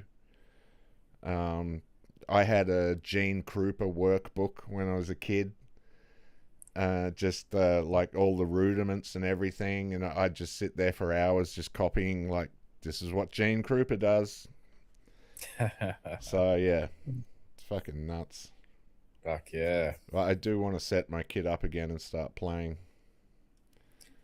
Did you say electronic? Yeah, I've only got an electronic kit. I'm not really a fan of electronic kits, but they're good for certain things. Like I'm looking forward to the day I can get a natural kit again, Yeah. where I've got somewhere I can play it. But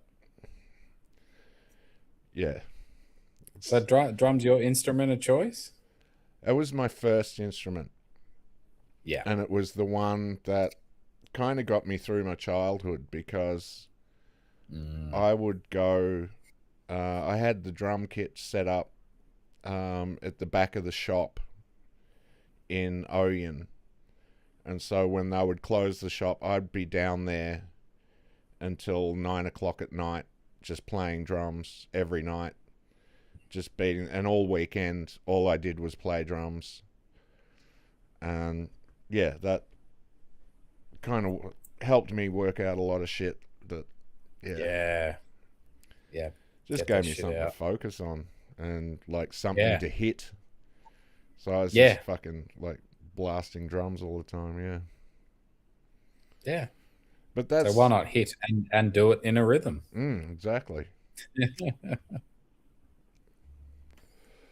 But yeah. Anyway, back to the etymology stuff. Yes. What was I going to say? I can't remember what I was going to say now.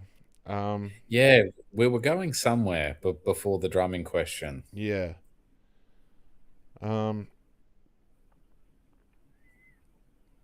I find it the English. I mean, the English language is quite a fascinating language, because it's so kind of it was designed really for trade, and Yes. it's Commerce. it's very utilitarian. Mm-hmm. It's probably one of the least poetic languages, which is why I'm always very impressed when people use it poetically. Like, I mean, any language can be used poetically, I guess, but yeah, it's but the amount of magic and spells that are built in Yes. to our everyday lives, it's fascinating. To our spelling and our grammar. Mm. And the word, I think, was it grammar, has its roots in the word, I think it's grammaire or grimoire. Okay. And that translates to book of spells. Really? Yeah, book of spells. I'm looking it up. So yeah, the book also talks a shitload of all the commerce and the maritime law stuff. Like even little things like what do they call why do they call them babies?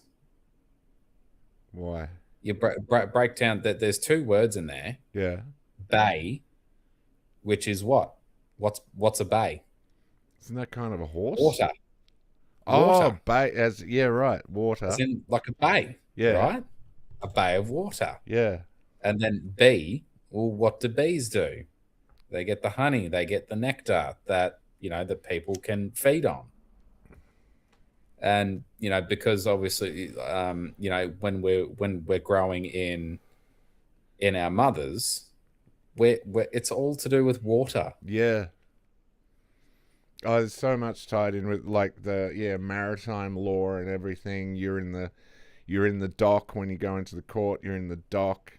That's right. You're in yeah, there's so much to that.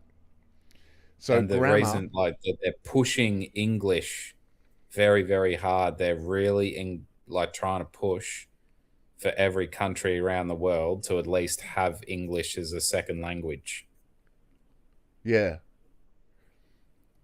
So grammar, Latin grammar, rules of Latin, from Old French grammaire, Yep. grammar learning, especially Latin and philology, also magic, incantation, spells, mumbo jumbo. Right. Modern French grammaire, an irregular semi-popular adoption. Latin grammatica, grammar philology, perhaps via an unrecorded medieval Latin form, grammaria. Right. Pertaining to or versed in letters of learning. Yeah. That's insane. Yeah. For the magic sense, compare grammary. The evolution is characteristic of the Dark Ages, learning in general, knowledge peculiar to the learned classes, which included astrology and magic, hence the secondary meaning of occult knowledge.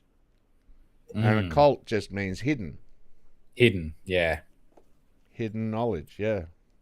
Yeah, because a lot of people hear that word occult and they think of cults or a cult. Yeah.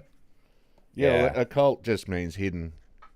Yeah, There's no hidden language, hidden meanings, hidden symbolism. Let's look up occult just because I want to see if there's more to it, because the ultimate meaning is just hidden. Secret, not divulged, from French occulte, and directly from Latin occultus, hidden, concealed, secret. Past participle of occulare, cover over, conceal. From a simulated form of over, a verb related to celere, to hide. That's nuts. Yeah. So that's just, I mean, that is a straightforward, but it's always been fascinating that it's like occult knowledge. It's like this, there's this mystery. So, well, it's a mystery just because it's hidden. It's hidden on purpose. Yeah. Yes, it is. And not necessarily for evil purposes. Yeah, not necessarily for nefarious reasons. Yeah. Very often it's like there's so much.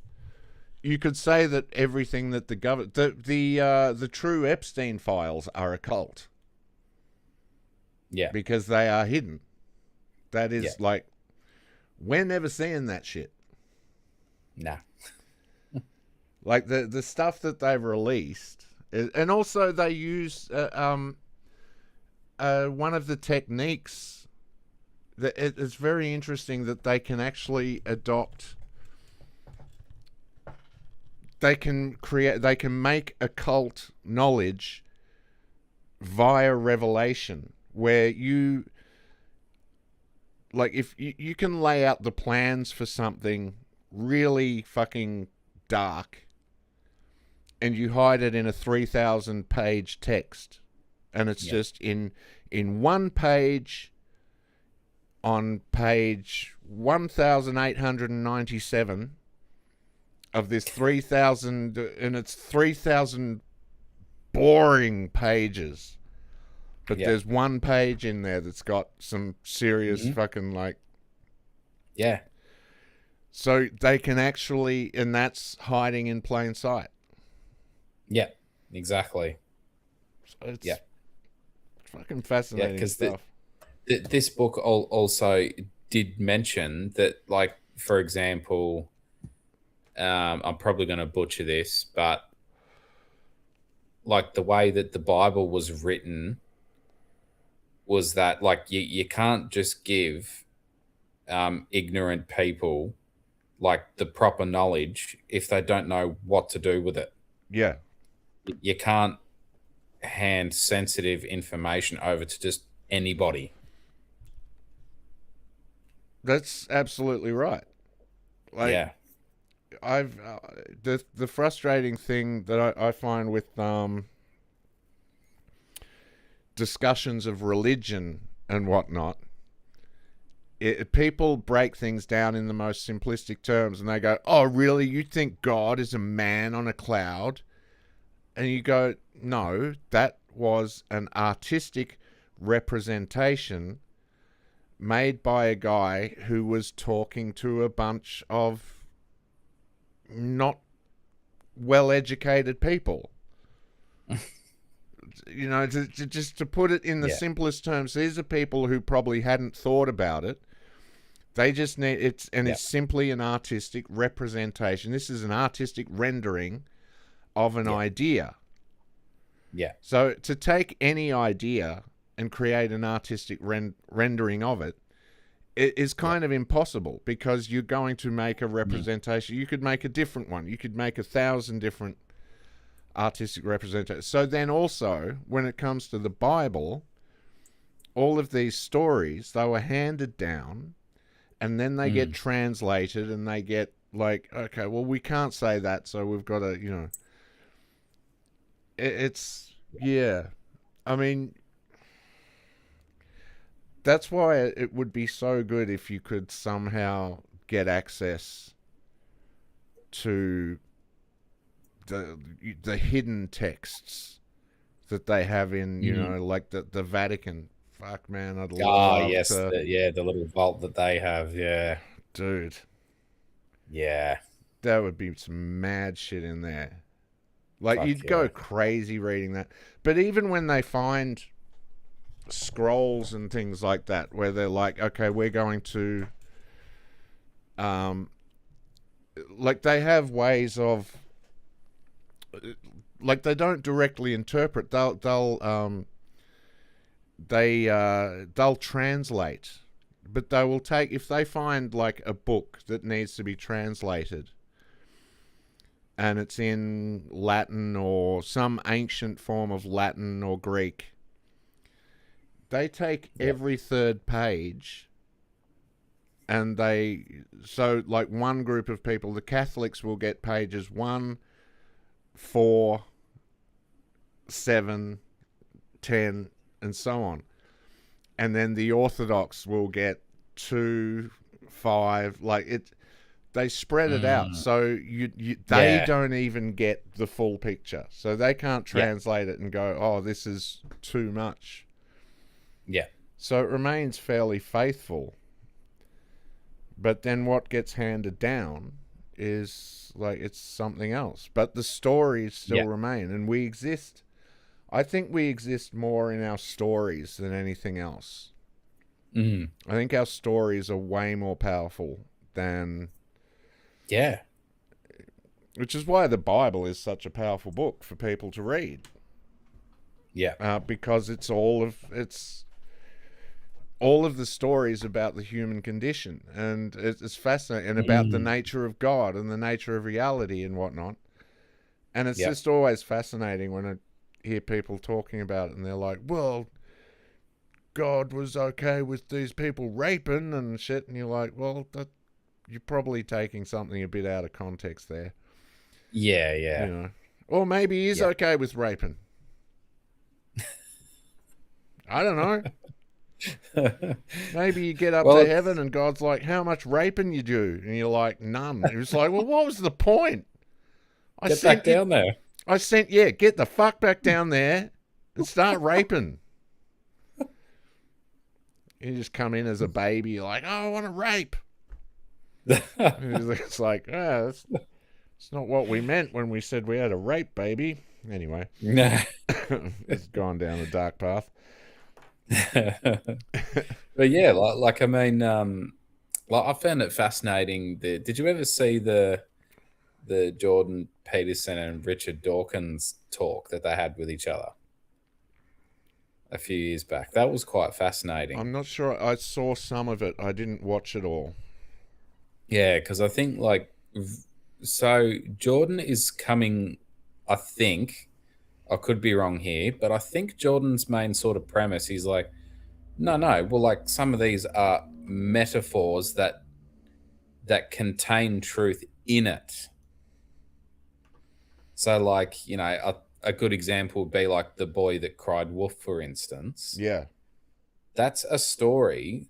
The moral lesson of that is, yeah, don't lie, because otherwise people aren't going to take you seriously. Yeah. And it kind of seems like Richard Dawkins is coming from the angle of, well, what was the name of the boy and the village? Otherwise, it just simply is not true, Dr. Peterson. That Like, no, you've kind of missed that point. Like, the point isn't if the actual story, if there was a real boy, were there actual wolves? yeah. Like, no, you've completely missed it. Yeah. But it's like that's the angle that he's coming from, and that's the angle that Jordan's coming from. It'd be funny hearing Jordan and him get bogged down in that. Well, what do you mean by boy? And what do you mean by wolf? And what do you mean by cried? We need to define our terms. Yeah, the point of that story I always got was, if you're going to lie, make it a fucking good one. And only do it once. Don't half-ass it. Don't Like, go all the way. Go all out. Yeah. Yeah. Hey, Sandy, how you doing? Sandy. Yeah. What Sandy said? Sandy said, hey, Scott, hey, Tom, really enjoying your conversation. Ah, cool, good. That's very cool. I'm not sure if comments are showing up. They've kind of cut off a bit here on the... I'll see if... I don't know why that's cut off, but it's a bit cut off. Hang on. Anyway, the comments have... Let's see if I can fix that.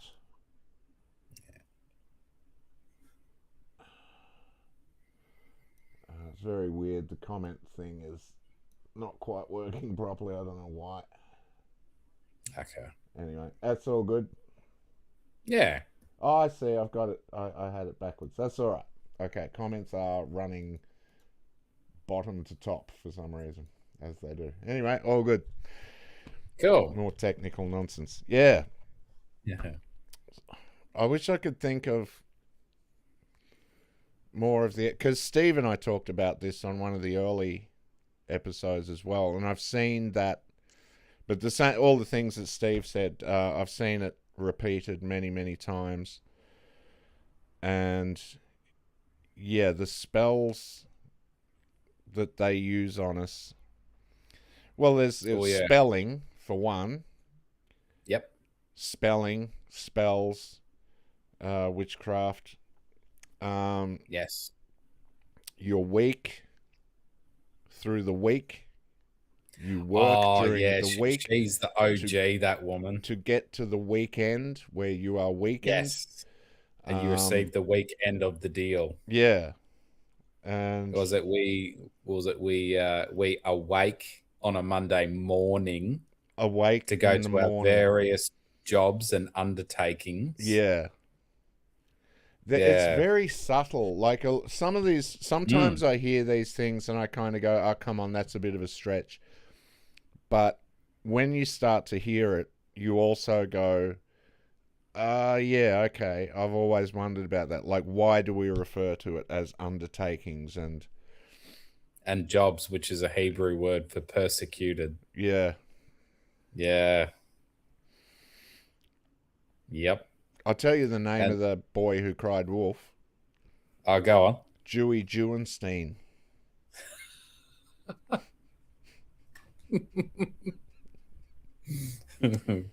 Well, like that woman goes on to say, like, you know, words are electromagnetic, you know, vibration and frequencies.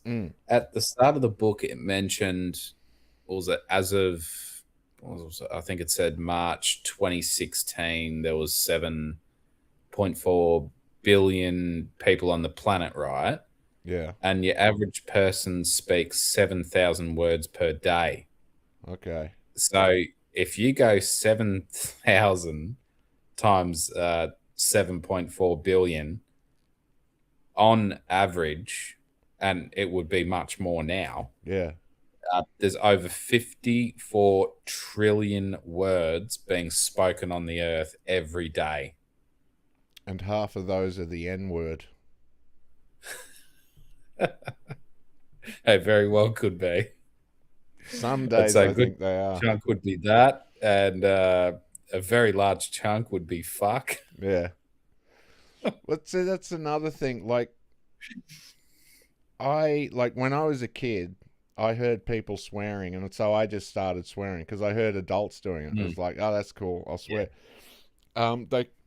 They call them curse words for a reason. That's right. Yeah. And it's another reason why, like, I think there are certain, like, it was never explained to me why I shouldn't swear. All that happened was I got the belt. Like, I would get hit if I swore. But that didn't stop me swearing. It just made me swear more. Like, I'd that hurt. like, every time they'd hit me, I'd be like, fuck. Yeah. But like, South Park did the episode about, like, they call them curse words for a reason, and like it because everyone started swearing, and like, I try not to swear, but I'm just not. It's one of those things that it's so deeply embedded, and as an Australian, it's kind of my right to say cunt and call people a cunt and stuff. It's that's our culture, that's our heritage. I'm not giving that one up. All right. But the others, people from other countries are so shocked how we throw that word around so casually. I know, I love it. Like my wife's cousin that visited from England in his first time, just like, oh, people just say that word like it's nothing over here. I'll never hear that back home. Like, really? Yeah, we say it a lot. I think it's because we eat Vegemite. And the first time you eat Vegemite, the natural thing to say is, oh, cunt. Like, that's just what, you know. But yeah, indeed. Like, you know, curse words and, you know, and like you said, I think you raised a good point, even though it came across as a joke. It's like, you imagine how many of those 54 trillion words would be curse words. Curse words, yeah. No, that is a lot of negative energy. Because all of those words come, and I tell other people not to swear, and I'll go through a time where I'm like, right, I'm not going to swear, and I'll stop myself from swearing. Yeah. As soon as I get on stage, I'm like, Gene Simmons is a cunt. Like, I can't. It's hard. It's so hard not to swear on stage. Yeah. But, yeah. I don't know. That's a tough one. I would like to be better at it. I do want to not swear so much because they are called curse words for a reason. They do, and it's the intention behind it. Yes, definitely. I've often wondered though, like, you know, when someone will go, "Oh, fudge," instead of saying the F word. I'm like, yeah, but we know what you mean. It's the same as when someone says the N-word. Like, Louis C.K. has got a great bit about that, where he says, I'm offended when I hear someone say the N-word. And he goes, I don't mean nigger, I mean the N-word. Because, like, he's like, just say nigger, because you said the N-word, you've put it in my head now, I know what you mean. Yeah. Own what you mean, motherfucker. Like, you know. See how long my not swearing... Stop using your wordplay. Yeah. See how long my not swearing lasted? I definitely felt that way too. I used to swear a lot, late teens, early, and even mid-20s, but I'm really, putting in a conscious effort. Well, it's got to help you having kids. That's right, yeah. Yeah. Absolutely. Yeah. See, make me look like a horrible parent. My father was a do as I say, not as I swear kind of guy. Ah, yes. Yeah. Gotcha. That was one of Dad's favorite sayings. He'd go, do as I say, not as I do. And I'd go, even as a kid, I'd go, "That's not how it works, Dad." Yeah. He'd go, "Do as I say, not as I do," and I'd counter with, "Monkey see, monkey do." Yeah, Like, that's right. Yeah. like what do you? Yeah, Because it's a justification, isn't it? it is. Yeah, absolutely. Like, yeah, okay, I might be doing drugs and drinking too much, but don't do it. Yeah, Like, yeah, I don't know. It's kind of, you're not setting the greatest example to follow, though, yeah. No, I love the because I'm boomers. seeing it. I love the boomers, the way that they just like abandoned reality. Like that's my favorite thing about the boomers. They'd just be like, "I know this is not how things work, but I'm going to ignore that because it benefits me." Yeah. Yeah. I loved, what was it, George Carlin's bit? And he goes, if I could sum up the baby boomers, give me that, it's mine. Give me that, it's mine. Yep. And we're going to make it hard on all the other generations. Oh, fascinating generation. Yeah. I do wonder though, like, because they're still around. I mean, my parents were actually from the silent generation. Never silent a day in their lives. I don't recall a day. They yell at the TV, for God's sake. Like, you know, I don't recall any day in their lives where they were just silent. But Yeah. the greatest generation, I think that's the only generation that's been well named, because they gave us such greats as Mao, Stalin, and Hitler. Clearly the greatest generation. Clearly. Definitely the best. Yeah. But yeah. No, I do think cursing is like, it's something I need to be mindful of a lot, and it's something that I've always thought about. People have talked about like people who've practiced witchcraft and Satanism have talked about how, like, they will travel out in the spirit realm, essentially, and they find marks. They find victims, and they mark people, and they'll curse them. Yeah. And particularly if you're a very bright light, they go straight for you. They could never see the kids, the children that were Christian. They can't see them in, like, they're protected. Yeah. Because they have a cloak of protection over them. And it's their parents praying for them every day. Yeah. Now, you know, whether that's true or not, I have no idea, but it is common amongst the satanic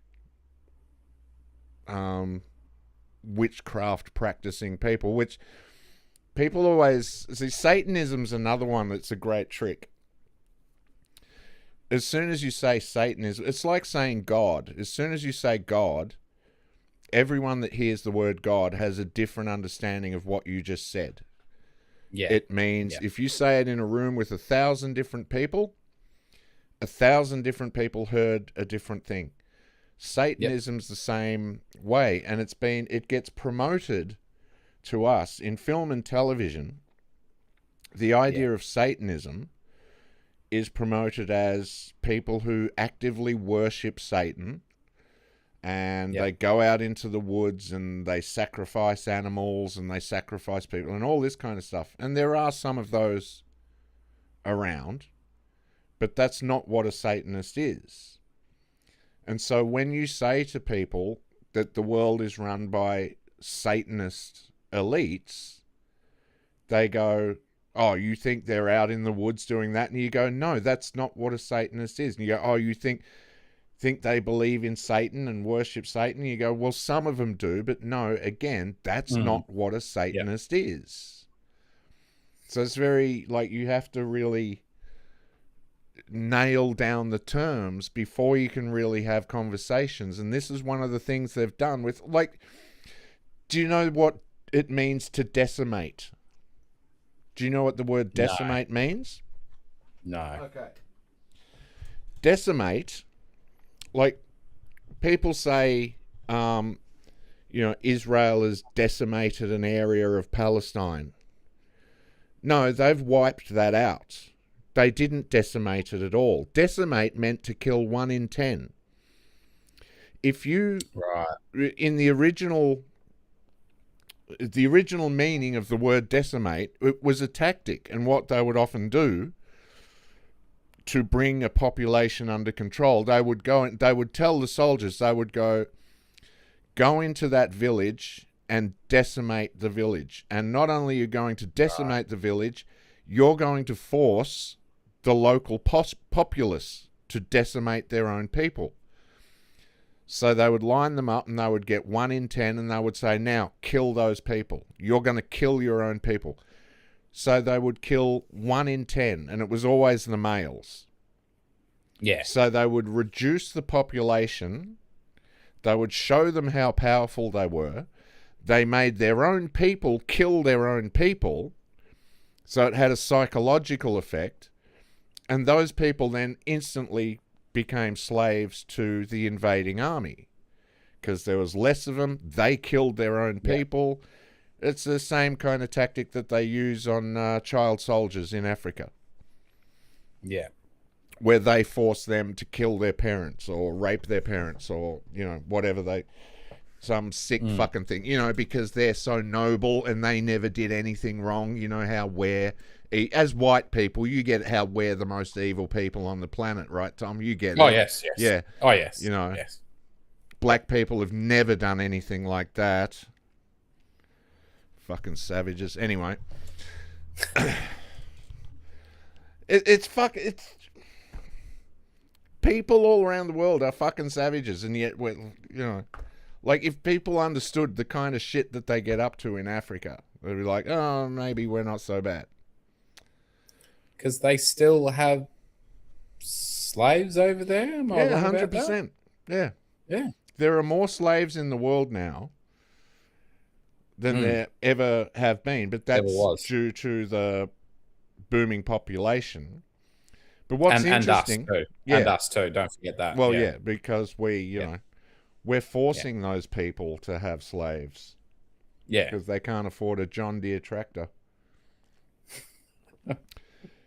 But what's interesting is half of those slaves are sex slaves. Okay. And there is a huge slave market in Israel. And they're all sex slaves. They get women over from, like, Ukraine. And they say, look, just come here and you're going to work for this family and whatever. And as soon as they arrive, they take their passports and within a day, they're in a dungeon somewhere getting fucked. I've heard that they take their passports and if they threaten to speak out, like, oh, we've got your passport. Yeah. Also, there's someone at home who will kill your family. Yeah. And we've now also got, because a lot of the women that go there are married. So they go, we're going to send videos back to your husband. So, what are you going back for? Like, they've got all sorts of tricks. But it's not just Israel. It's just Israel happens to be one of the places. It's kind of a hot spot for slavery, sex slaves, and pedophiles. It's just an interesting little side note about Israel. Nice place, though. Nice beaches. Well, there is that thing where, wasn't there like a lot of convicted priests or whatever? Don't they flee there? Possibly. Well, my theory on that, and that it wouldn't surprise me. I mean, people flee to Israel all the time, especially the pedophiles. Yeah. My theory about that is, like, not everyone can become a Jew. you can convert to Judaism, but you'll never really be a Jew. Yeah. And if you convert to Judaism, you'll never be a rabbi. Yeah. You have to be born into it. You have to have the magic blood. It's a complete bloodline. It's a complete misunderstanding of what the word Jew actually means anyway, which is explained in the Bible, which means it's a servant of God. So having the magic blood does not make you a Jew. It's very stupid. But the Catholic Church, on the other hand, anyone can go and be a priest, right? If you decided tomorrow, if you wake up and went, I want to go and be a Catholic church, you go to seminary school, you go and you learn all this stuff, 4 or 5 years, you're a priest on assignment. Right. So, and my friend Axel posted about this today. He was like, I have this conspiracy, here's my conspiracy theory, that they basically, if you're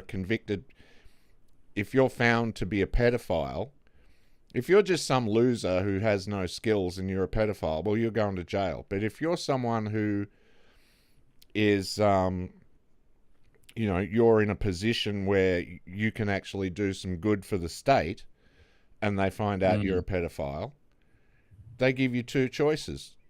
You either go to jail and you have the worst life ever, or you work for us. Yeah. And I was like, dude, that's not a conspiracy theory. That is how it works. Like that forget fucking conspiracy theory. And there's no theory. That is literally how it works. That's been documented. That's why you get all these fucking judges just going, I'm letting this person go. They're hard on one person and then they're tough. They're like, someone does a Facebook post and they get a year in jail. Someone murders someone and rapes someone and they're on community service. That's how it works. Yeah. So, Israel and, the Jews and the Catholics are like mortal enemies. That's like, Jesus basically took Judaism to the common people, to everyone, spread Judaism and made it Christianity. Yeah. It's not Judaism in its original form, but so they think that Christianity is a bastardization. And Catholic Church was the first church. It was the church that, like, half the Jews went off and formed the Catholic Church. So they have been enemies for a long time. So any time that the Jews find out one of their people is a pedophile, they go, right, you're going to be a Catholic priest. And you can do all the fucking you want. That's the problem with having an open society or any kind of open system. Your wells get poisoned. The rot comes within. Anyone who welcomes everyone with open arms will end up without feet to run away or hands to defend themselves. That's my take on that. Yeah. But yeah. I'm not sure how we got onto pedophiles, but anyway. Pedophiles and Jews. Anyway, it keeps happening. I really would love to get through one episode without mentioning them. How long has it been? Well, we got to about 2 hours.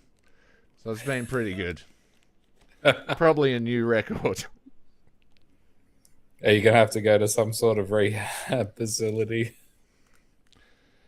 Wow, wouldn't be the first time. Re-education. That's right, re-education, I could probably use some re-education. Teach me what a trade. area? I don't know. Plumbing. Plumbing? Yeah. You've been Pretty plumbing damn all important wrong. job. We're going to teach you the right way to plumb. 2 + 2 = 9. I don't know. But yeah. how do you think? What's the best way to undo these spells or fight against this? What do you? Yeah, so the back end of the book, I think he talks about 20 different possible solutions to this problem. See if I'll just quickly go over them. What's the final solution? Just kidding. Yeah,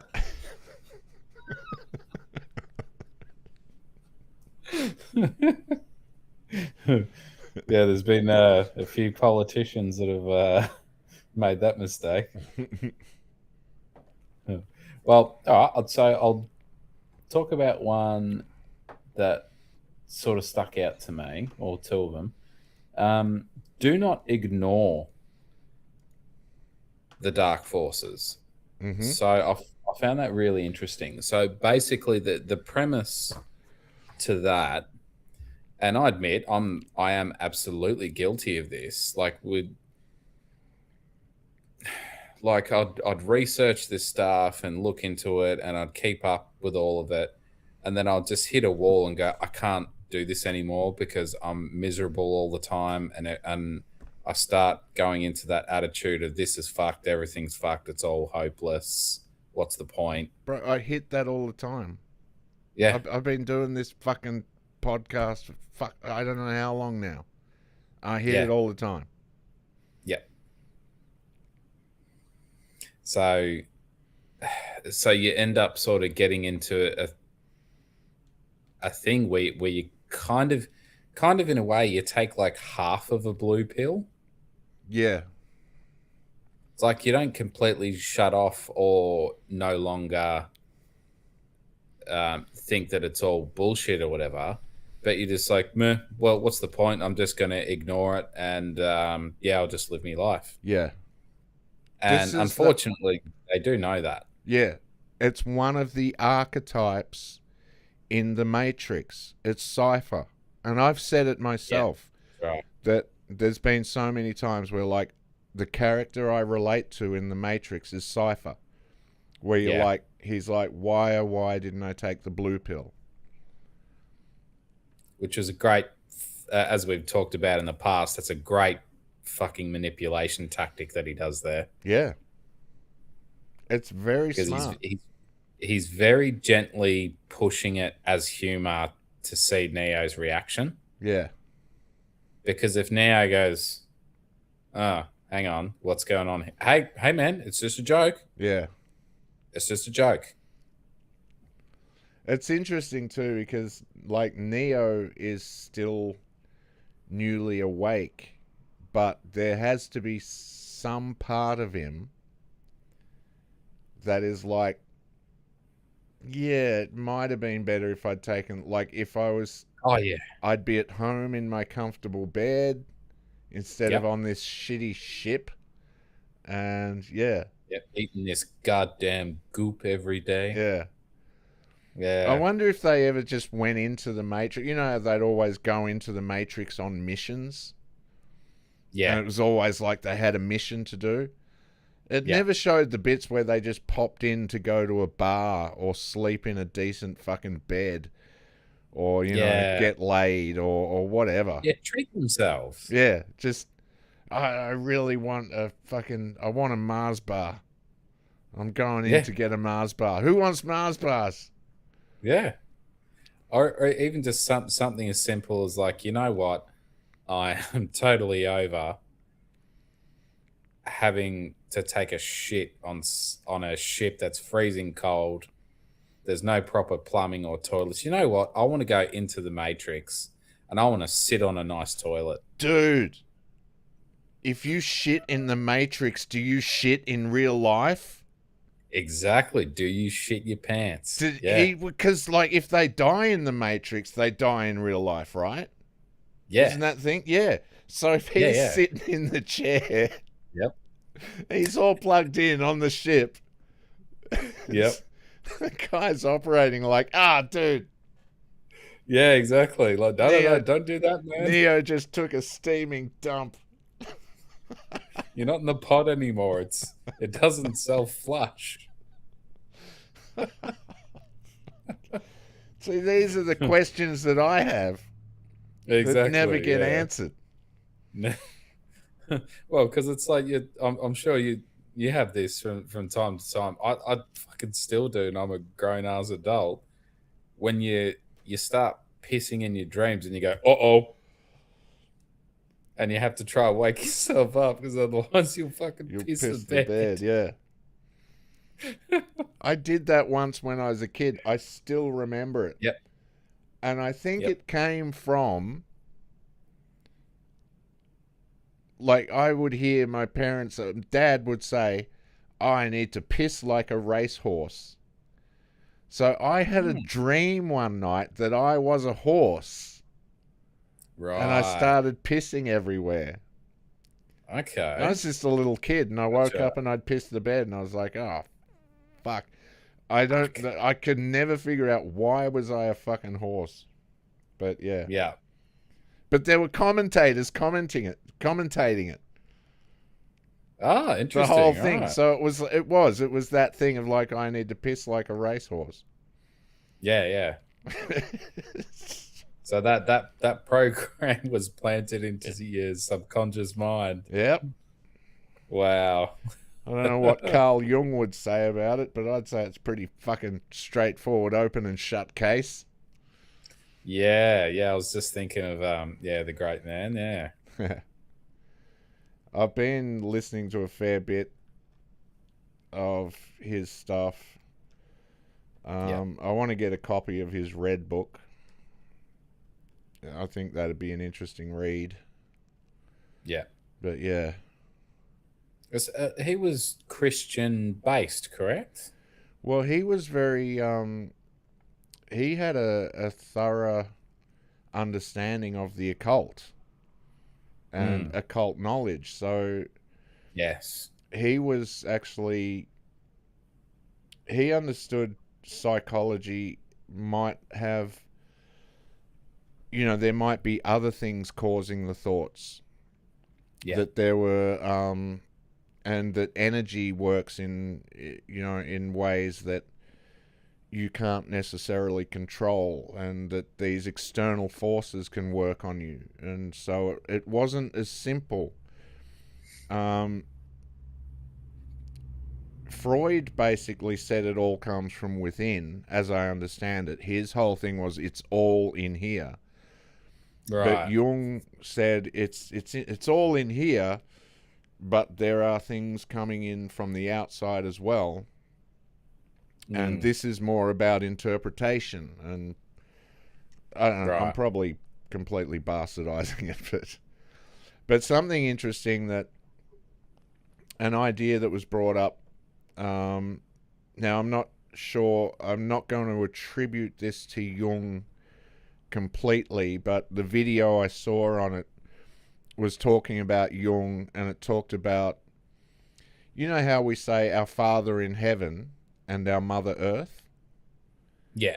Well, part of this is we live in a great inversion. Everything is inverted. So the idea of it is actually the earth is our father and it's our heavenly mother. And when you think about it, male energy is very grounded. Male energy is, we are like, I need to protect, I need to do this, and this. Female energy is fucking a swirling, like, it's much harder to manage. Female energy is wild, and it's like, it could come from up here.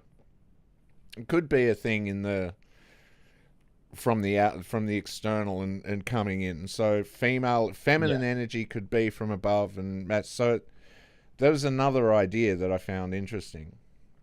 Because it does seem like masculine energy is much more grounded. And and female energy is more spiritual and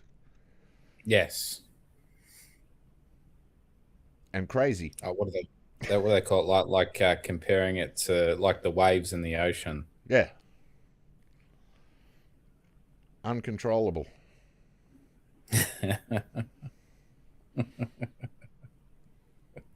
Oh, so one. What was the other point?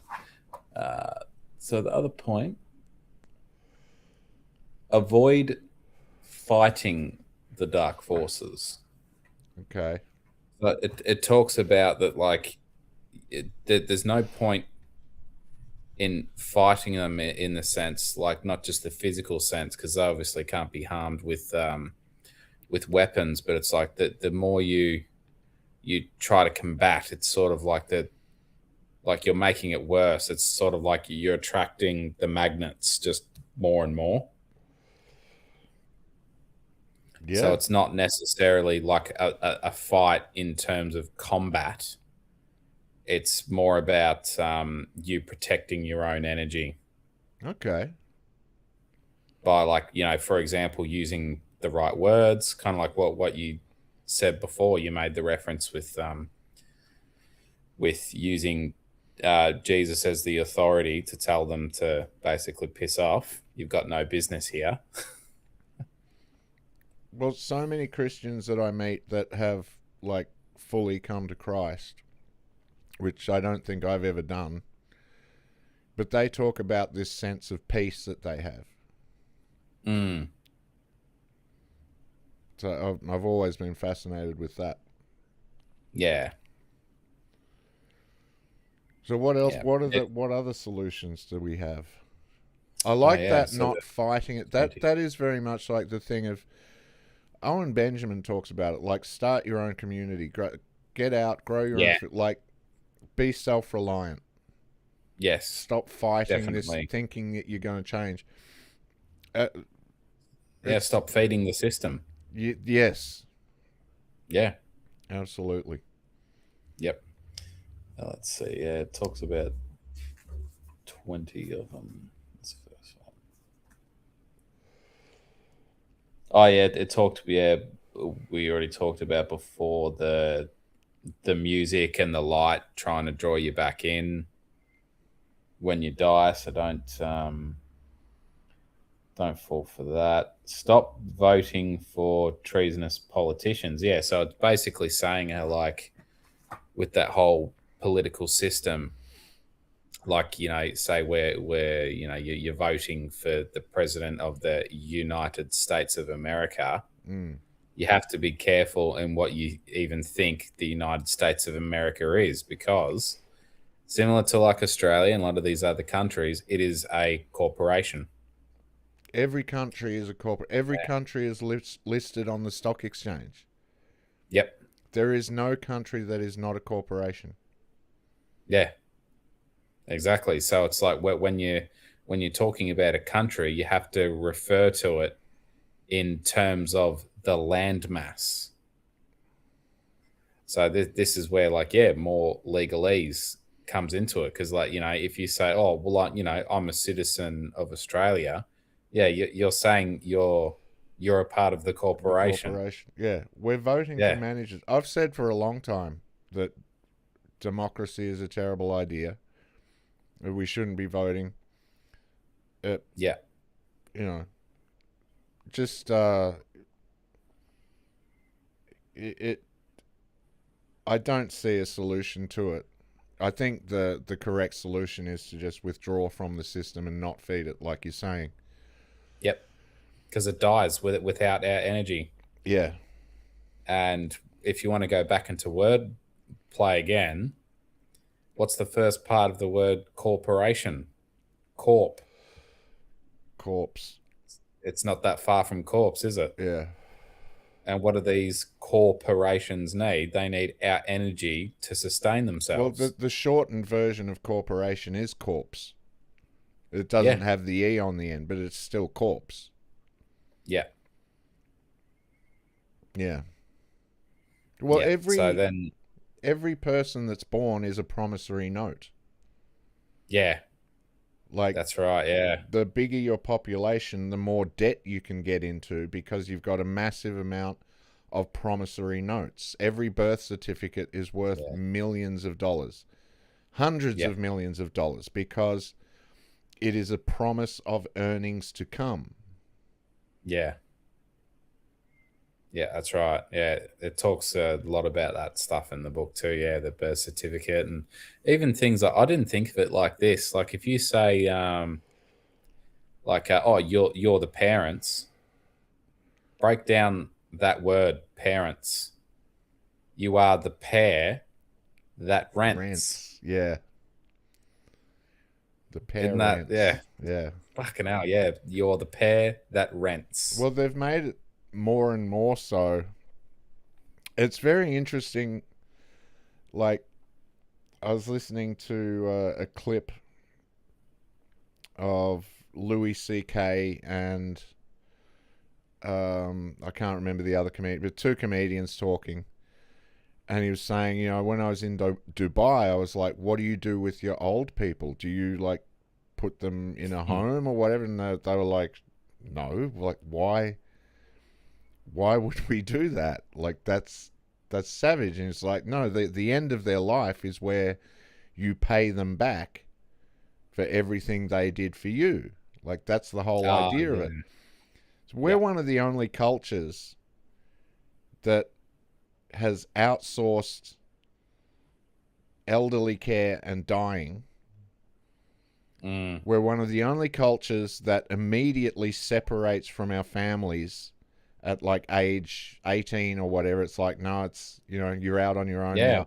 Now you're paying more rent. And now we're outsourcing our child rearing. So everything's been, and all of these things happen economically. I said to talking to Axel made me realize how much the world is run economically. And I was talking to Dr. Jones about it, and I said to him, you know, I didn't realize the world is run economically. And he said, no, it's run religiously. And I thought about that for a while because I thought, no, I think I kind of disagree with him on that. But then I realized, no, he's right. It is run religiously, but it's not a religion that we'd ever want to be a part of. It's that satanic religion, and their god is money. Yeah. Yeah. So, yeah. Which money, ultimately, it's just a representation of our energy, isn't it? Yeah. Because we have to work to get it, and that requires a shit ton of our energy. Energy, yeah. Yeah, you create, you expend physical, mental, emotional energy in return for... It's pretty sick situation where we get into situations where another person can like manipulate us mentally, physically, and emotionally, and we accept that for the money that we get. Yeah. And you tolerate so much crap. Yep. I think we need to start punching people more. That's my solution. I'm gonna, when I get into power, I'm gonna legalize punching people in the face. You are running for office again, I'm assuming. Yeah, of course. Good. I have to. Someone's got to do it. That's right. Hey, in my last life, man, I was Hitler. I went up, I got into the light, and I said, send me back to Austria immediately. And they went, all right, mate, kangaroos and koala bears, Australia. I was like, this is not what I wanted.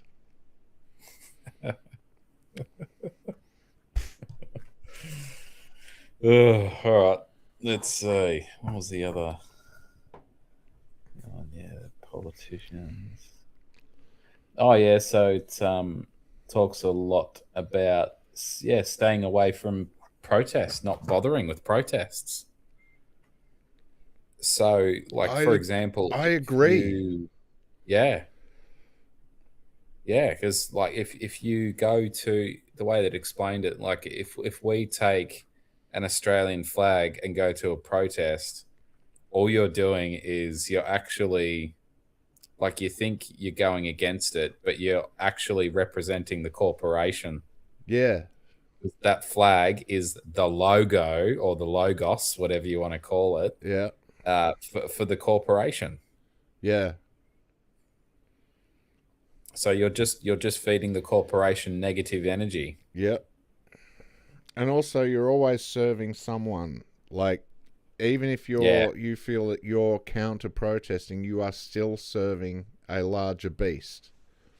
Yeah. Even with the Palestinian stuff. And I noticed that one of the comedians got up the other day. He was a guy from Sydney. And he ended his thing with Free Palestine. And, like, no one gave a shit. And so while I was on stage, I went, yeah, Free Palestine, brother. And no one everyone's over it. Yeah. And it was like, well, didn't we kind of know that was, like, they tire people out with this stuff. Yeah. They do. Yeah. It's the same thing as, like, what we were saying about getting to that point where you're like, I wish I'd taken the blue pill. Yeah. Couple more comments. Yeah. Harvey's joined the chat. Hey, it's up, Harves. Harv says, don't ask me how I know, but I know for a fact you shit yourself for real if you do it in the Matrix. That answers that question. Yeah. Unrelated, I just bought a MetaQuest 3. I don't know what the fuck that is. And Sandy I think says, it's a VR headset, isn't it? Yeah, yeah. Yeah. And Sandy says, Heil Scotty, vote for him or get fucked. That's absolutely, yes. That's right. Vote for me or get fucked. That is my fucking... That's going down in history, man. Future generations will be like, yeah, vote for me or get fucked. That's fucking... Yep. Yep. Yeah, so with... the other thing I was going to mention with the protest, like you said about feeding the beast, you're still telling the government that, like, yeah, I want change, but can you do it for me, please? Yeah. That's essentially what you're asking them. Yeah. So they're pissing themselves laughing looking at you. That's So you still think that the government is actually going to be a part of the solution to this? Yeah. No, they're not. That's what I've always thought with people when they're going, end the Fed, end the Fed. I'm like, if I had a money printing machine in my studio here, and it's just every day, it's just printing me $1 million every day. Yeah. I don't think I'd care how many people were saying, turn off that machine, Scott. I don't think I'd do it, you know. I'm like, so what is the fucking point of that? Yeah. I don't know. That's absolutely just kind of a side note, but yeah, no, I agree. Like, I think, like, the idea that we're going to vote our way out of a situation that we voted our way into. Yeah, exactly. Yeah. Or that someone else is going to come, you know, even people are like getting on board with Pauline Hanson now. Oh, yeah, One Nation, and yeah. I mean, I'd be interested, like, you know, I'll be interested in the outcome, but I'm not participating. Yeah. All I ever am with politics now is interested in what happens. I'm curious what happens. Like with Trump. When Trump came along, he was like this outsider. And he was like, I'm going to drain the swamp and I'm going to do this. And people got on board. People were excited. Now he's the uniparty again. He's just, he's more the uniparty than ever. Yeah. So, yeah, I don't know. I'm fed up with politics. Yeah. Same. Yeah, ultimately, it's just like us giving our power away, putting it onto them. Can you run my life for me, please? Yeah. It is very much like, Mummy and Daddy, can you... Yeah. I want Yeah, a new. I've got this problem. I need your help. Yeah, I want a new Xbox. You do Yeah. it. And they're like, well, no, you have to go and get a newspaper route. And you're like, no, just give me it.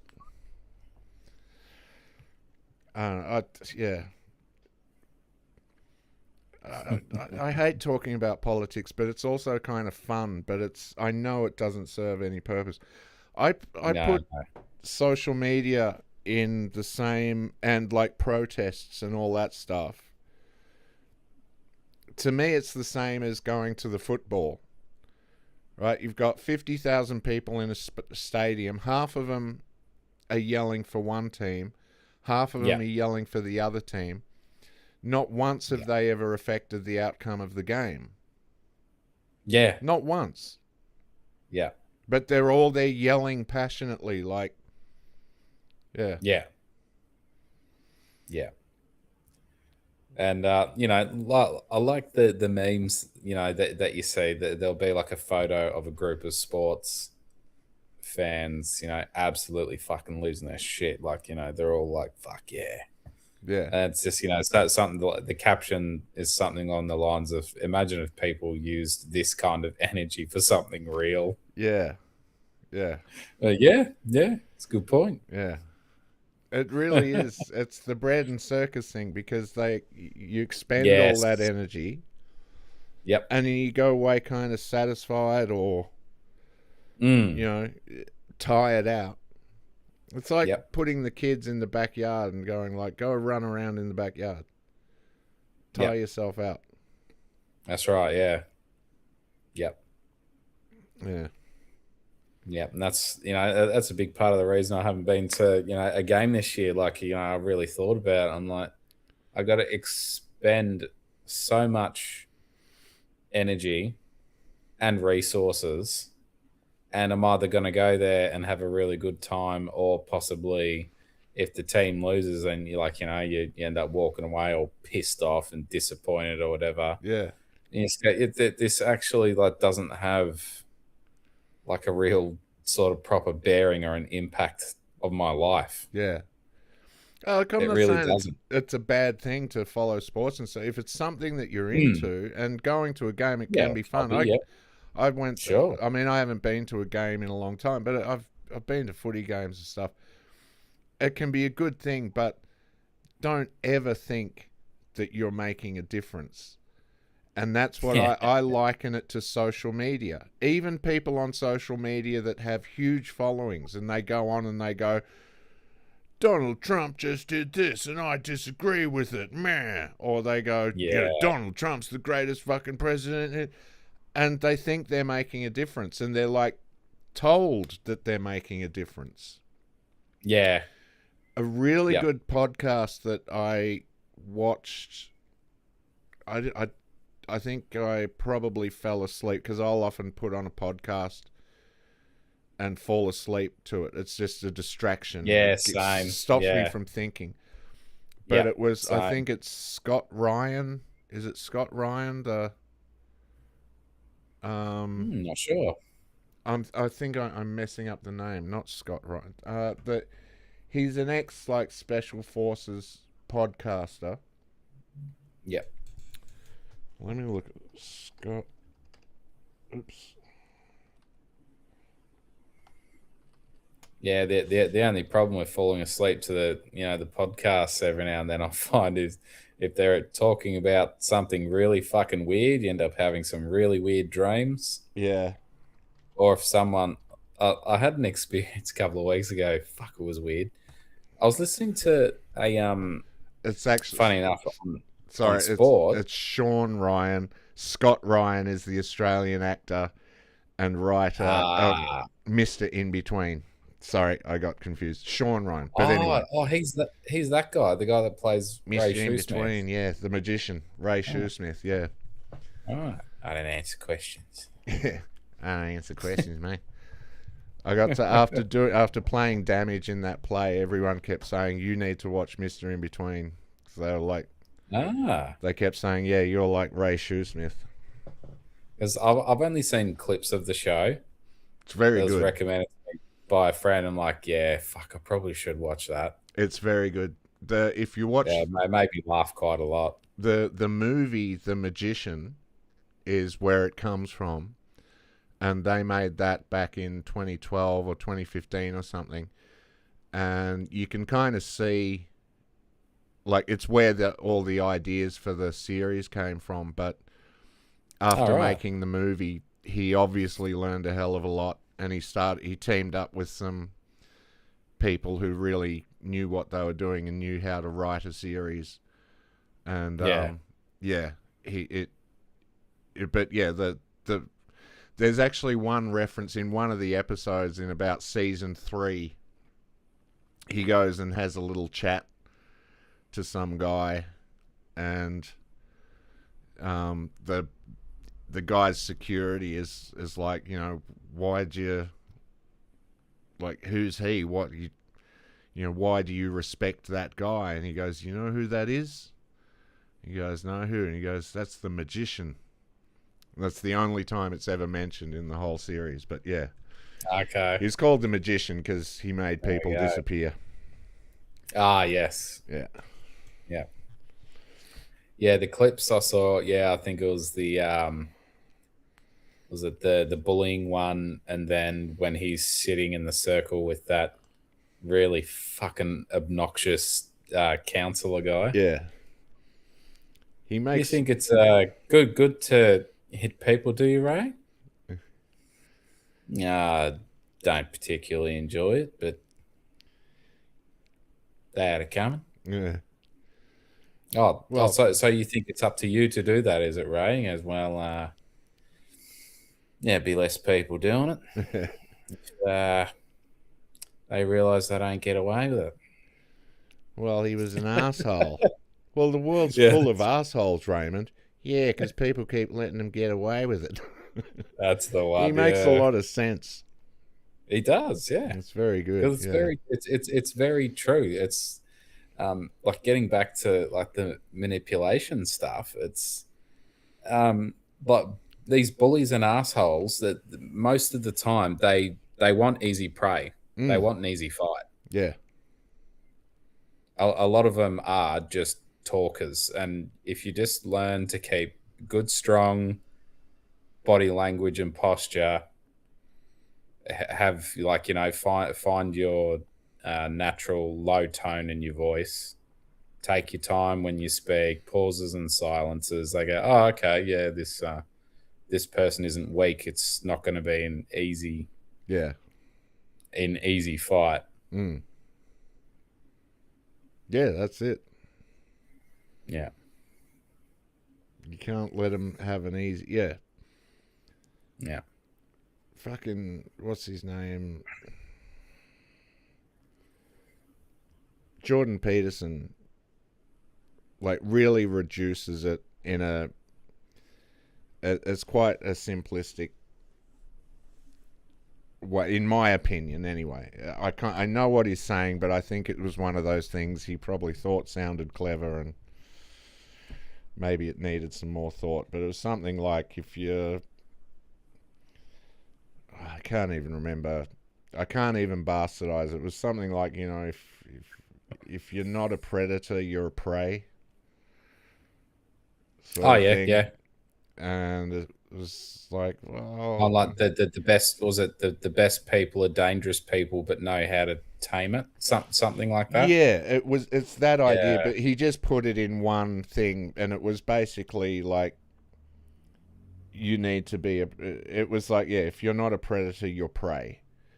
Was the I can't remember how he put it, but it was it was a very kind of oversimplistic approach to the whole thing. But what I was saying before about the Sean Ryan thing, he has a conversation with Tucker Carlson, and it's just a very interesting conversation, because he's saying that, like, in the thumbnail it says, "I found hell," and Sean Ryan is at the point now where, like, because he's got a massive podcast, and he was talking about how he went through a time where, people were telling him he was great, and like he can't stand compliments now because all these people just kept telling him how great he was, and he's having dinner with people and having all these guests on the show and stuff, and they were telling him how important what he was doing was, and then he realized that they were all lying to him, and like he sat across the table from thousands of politicians who just openly lied to his face, and he's just so sick of it. And he went off and did MEO, what that, you know, toad toxin stuff and ibogaine, and he said he saw hell, and it freaked him out. Okay. You can see in the podcast he's like really like, yeah, I'm done with all of this stuff. It's really nuts. It's worth a watch though. But yeah.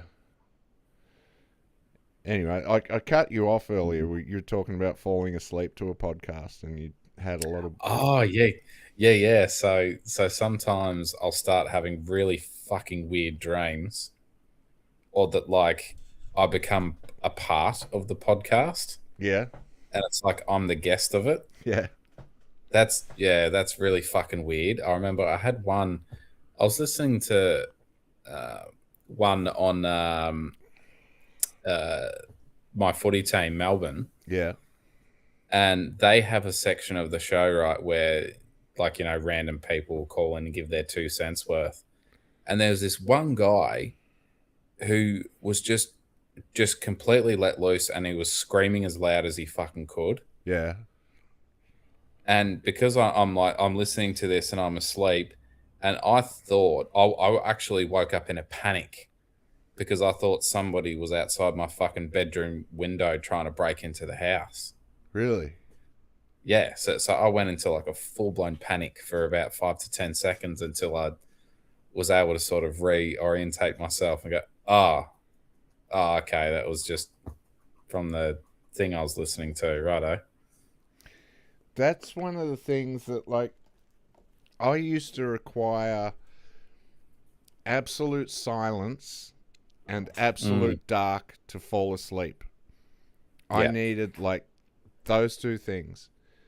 I mean, when I was younger, in my, like, teens and 20s, I'd fall asleep in the middle of the day to loud music. I didn't give a shit. I was just in that, like, I didn't care when I slept. I'd just sleep for hours. Later on, though, I developed this thing. I needed absolute silence to fall asleep. And I think that I'm wondering if maybe I'm not getting the kind of sleep I need because now I've started just putting on a podcast or whatever. Yeah. And so maybe I just wonder if it's affecting me negatively. Like if there's possibly like a part of your brain that doesn't completely shut off because it's receiving sound. Yeah. Yeah. Because also there's things, there are parts of your brain that, like, when you're sleeping, there's parts of your brains that are still listening for threats. Yes. There's a part of your brain that's like, you go to sleep, I'm on night watch. Yeah. If there's a weird sound outside your window, I'll wake you up. Don't worry about it. Yeah. So now you're forcing that fucking part of your brain to listen to a podcast, and it's probably sitting there going, no, I don't want to listen to this bullshit. Yeah. I'm trying to focus. It's interesting, though, wouldn't it? How, like, some of the things that I have slept through, but then some of the things that wake me up, like this is really fucking odd. Like, I'll sleep through thunderstorms if it's pissing down with rain. Yeah. But if there's one slightly odd sound outside, like a fucking bush rustling or something, it's just like, bang, I'm up. Yeah. And then it takes me forever to get back to sleep and relax. No, look, there's a particular hormone that men have. There's two different hormones that men and women develop. So the hormone that women develop,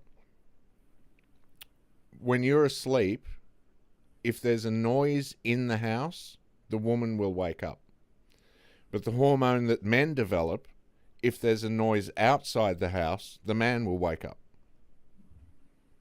Ah, that makes sense. Yeah. And when you have kids, those hormones go like boom through the roof.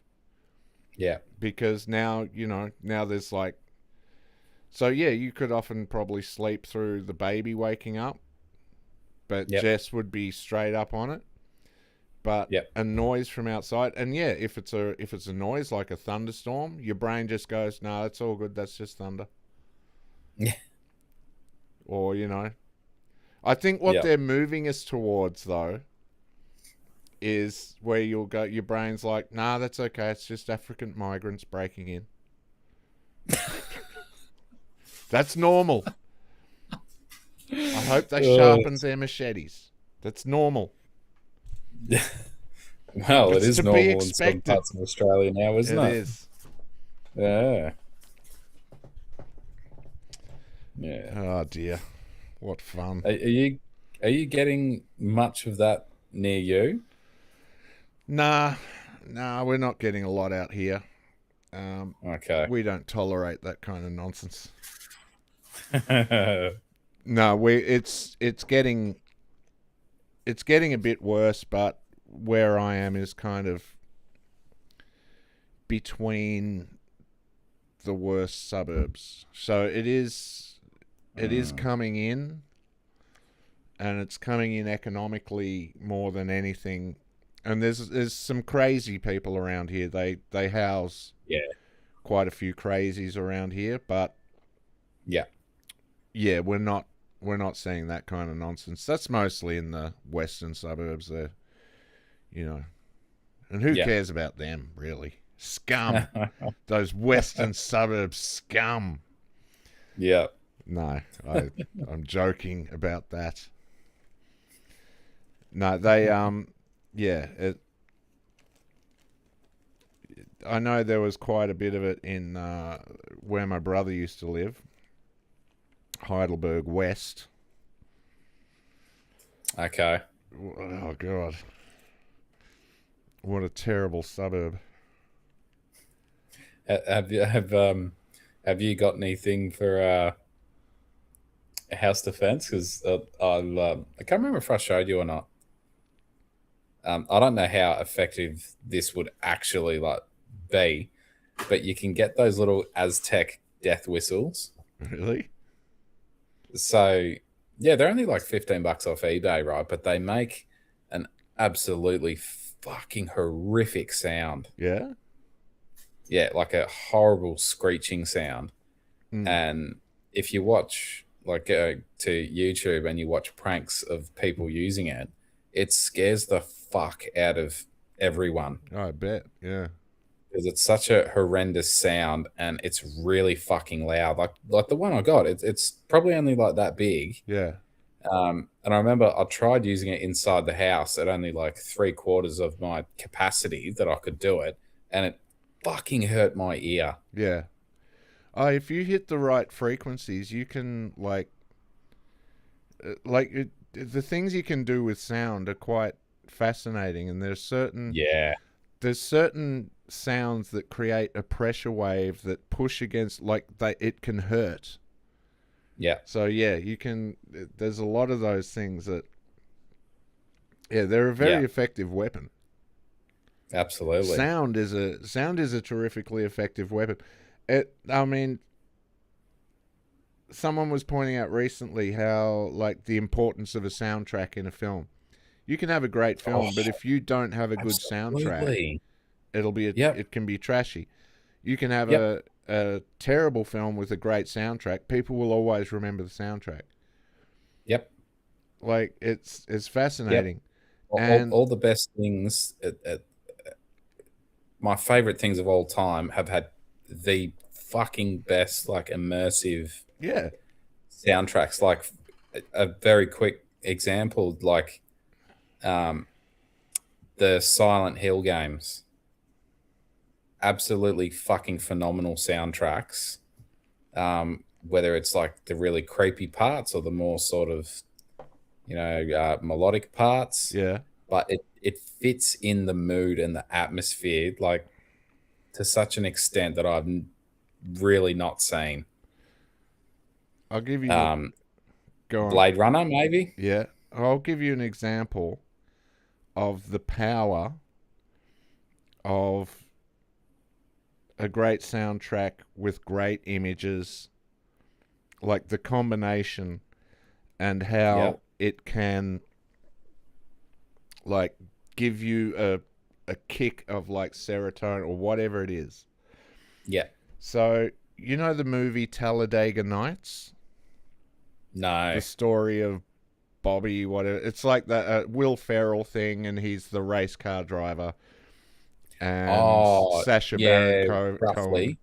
Okay, so yep, that was, you know, one of those stupid comedies, but it was filmed very well, and they put a hot soundtrack to it. And there's a scene where he's going around, and you know, it's race cars, so it's exciting. Yeah. So the camera comes down from the like the cars going along like this. The camera comes down through the car and out the other side and spins around and watches that. Like, it's just a beautifully shot piece of CGI tracking that was just masterfully done. And they put it to Audio Slave's Show Me How to Live. And so they edited it perfectly. So it goes from like one bit where like nothing's happening, and then and the fucking tracking shot coming down through. So it's just like, this was many years ago. I was lying on the couch. I was fully addicted to morphine at the time. Yeah. I had run out of morphine, and the doctor was like, you can't have any more morphine until, like, I had to wait until the next day till I could get my morphine. Morphine withdrawal is one of the worst fucking things. Like, it's the worst. Like, it feels like every cell in your body is being punched. Oh. It's fucking horrible. Like, you're just in agony and there is no relief. So I was just lying on the couch just in horrific pain. That scene happened. I watched that scene. I got like a momentary relief from the agony of morphine. Like, it didn't last. Yeah. But that made me realize just how fucking powerful. Like, you don't even notice it when, like, you get it. If you saw it in the cinema, you'd be like, oh, wow, that was cool. Yeah. But because it's on top of your normal feeling, you just go, oh, that was a little boost, a little bump in serotonin or whatever it was. Yep. A little endorphin kick. But being that I was in a state of agony and sickness, I was just stunned by it. I was like, fuck, can I just keep watching that scene over and over again? Yeah, exactly, yeah. But yeah, it's just the power that shit has. It's kind of amazing. Yep. Yeah, well, music's one of those, you know, as they call it, the universal language, crosses all language barriers and borders. And as we've discussed before, when you go to a concert, like, the energy that's produced, just people like jumping to the same thing and everyone like feeling the same thing and fucking that. Yeah. And the different kinds of music that are being played are going to produce different energies. Yes. I would love to be able to, like, I don't know what scientific instruments you would put on those things to measure the different kinds of energies, and there is nothing that can measure, you know, that kind of mental or spiritual energy, but yeah, it would be fascinating. Maybe those paddles from Scientology. Yeah. We're gonna, what is it? We're gonna get everyone clear. Matter paddles? Oh, those things. Something like that, yeah. Gonna get Tom Cruise in the house. Woo! He's a great man. I love Tom Cruise. Yeah, he's pretty cool. I don't care if he's part of a wacky religion. I like his movies. I swear to God, man, I reckon the Church of Scientology are actively trying to kill Tom Cruise. They just can't. I think they're like encouraging him to get the script writers to put in crazier and crazier stunts. Yeah. And they're just like, up the life insurance policy on him. And he's like, fuck, he survived another one. He's just unkillable. Well, that one that he done for one of the more recent Mission Impossible movies, when he's actually on the side of the fucking plane. Yeah. Oh, poor man. That's what I mean. Yeah, mad respect there. I think they're trying to kill him. I think the whole thing is like, let's cash in this, like, let's just give him the craziest stunts. Eventually he's going to fuck one of these things up. I'm sure they've got, I'm sure they've got like 1 million fucking safety people around. Oh, yeah. And I'm sure, there's all sorts of, like, I think a lot of that is mythology of Tom Cruise, that they probably let him do a certain amount of things and it makes it look like he does all his own stunts and stuff, and I'm sure he does a lot of his own stunts, but no one's fucking putting $200 million into a movie that's going to get shut down 3 months in because the star fucking died. Yeah, exactly, yeah. Although in this day and age, they just fucking AI it. CGI his face onto someone else. Well, didn't they do that with The Crow? I think they might have done something like that. Like, they got whatever bits that they filmed with Brandon, and then they got either lookaways or like CG and like even the odd cardboard cutout or whatever. They would have used, they probably would have used stand-ins and masks and whatever they had to do to finish the film. But they would have had most of the film shot. Yeah. So. Yeah. And with editing and just and like him, they shot they most had of him it. shot, yeah. Yeah. Oh, we shot Brandon too early. But in that scene where he's running through and he's shooting them all on the table, you never see Brandon. It's all done with strobe and lighting. Someone's running across the table shooting a gun, but you never see that it's Brandon. It's like you can almost pick the exact point in the movie where he died.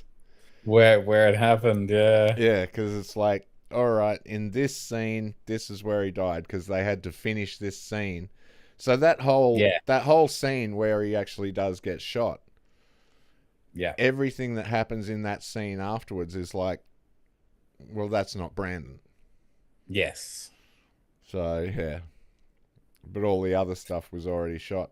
I mean, that's how you make a film of that caliber. You go, all right, we're going to shoot all these scenes first. We're going to get all your close-ups. We're going to get all your you get all that stuff out of the way first.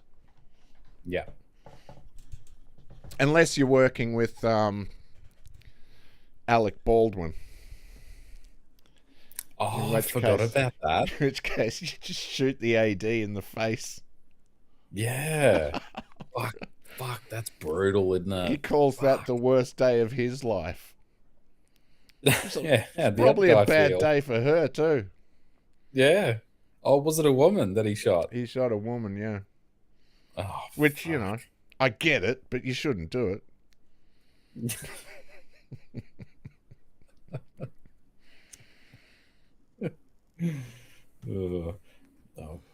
Quickly see. I think there was one more thing I was going to bring up in here.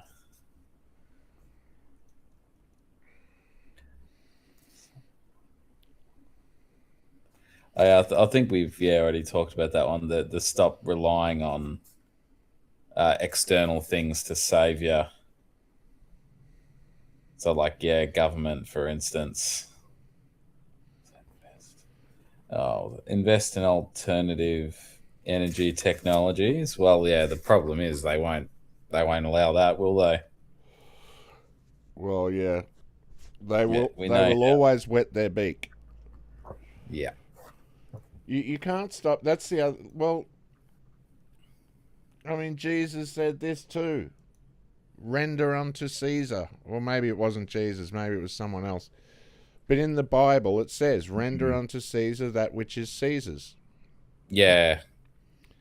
Like, But then give to God what is God's. give to God what is God and Right. render unto Yeah. Caesar that which is Caesar's. Basically, you have Yeah. to live in this world.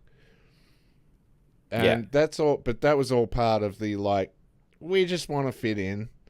Because, like, you can't create a religion that's like, you know what, we're not paying taxes. And you'd be like, well, we're not paying taxes, but we'll make the people pay taxes. Because that's essentially what religion is. Yeah. Religious exemptions. I got to get me one of those. Yeah, because they pay no taxes whatsoever. No do taxes. They? So hence why I think a lot of celebrities in that they also donate to churches because it's like purely a tax write-off. Yeah. Yeah. You can write off a lot of stuff.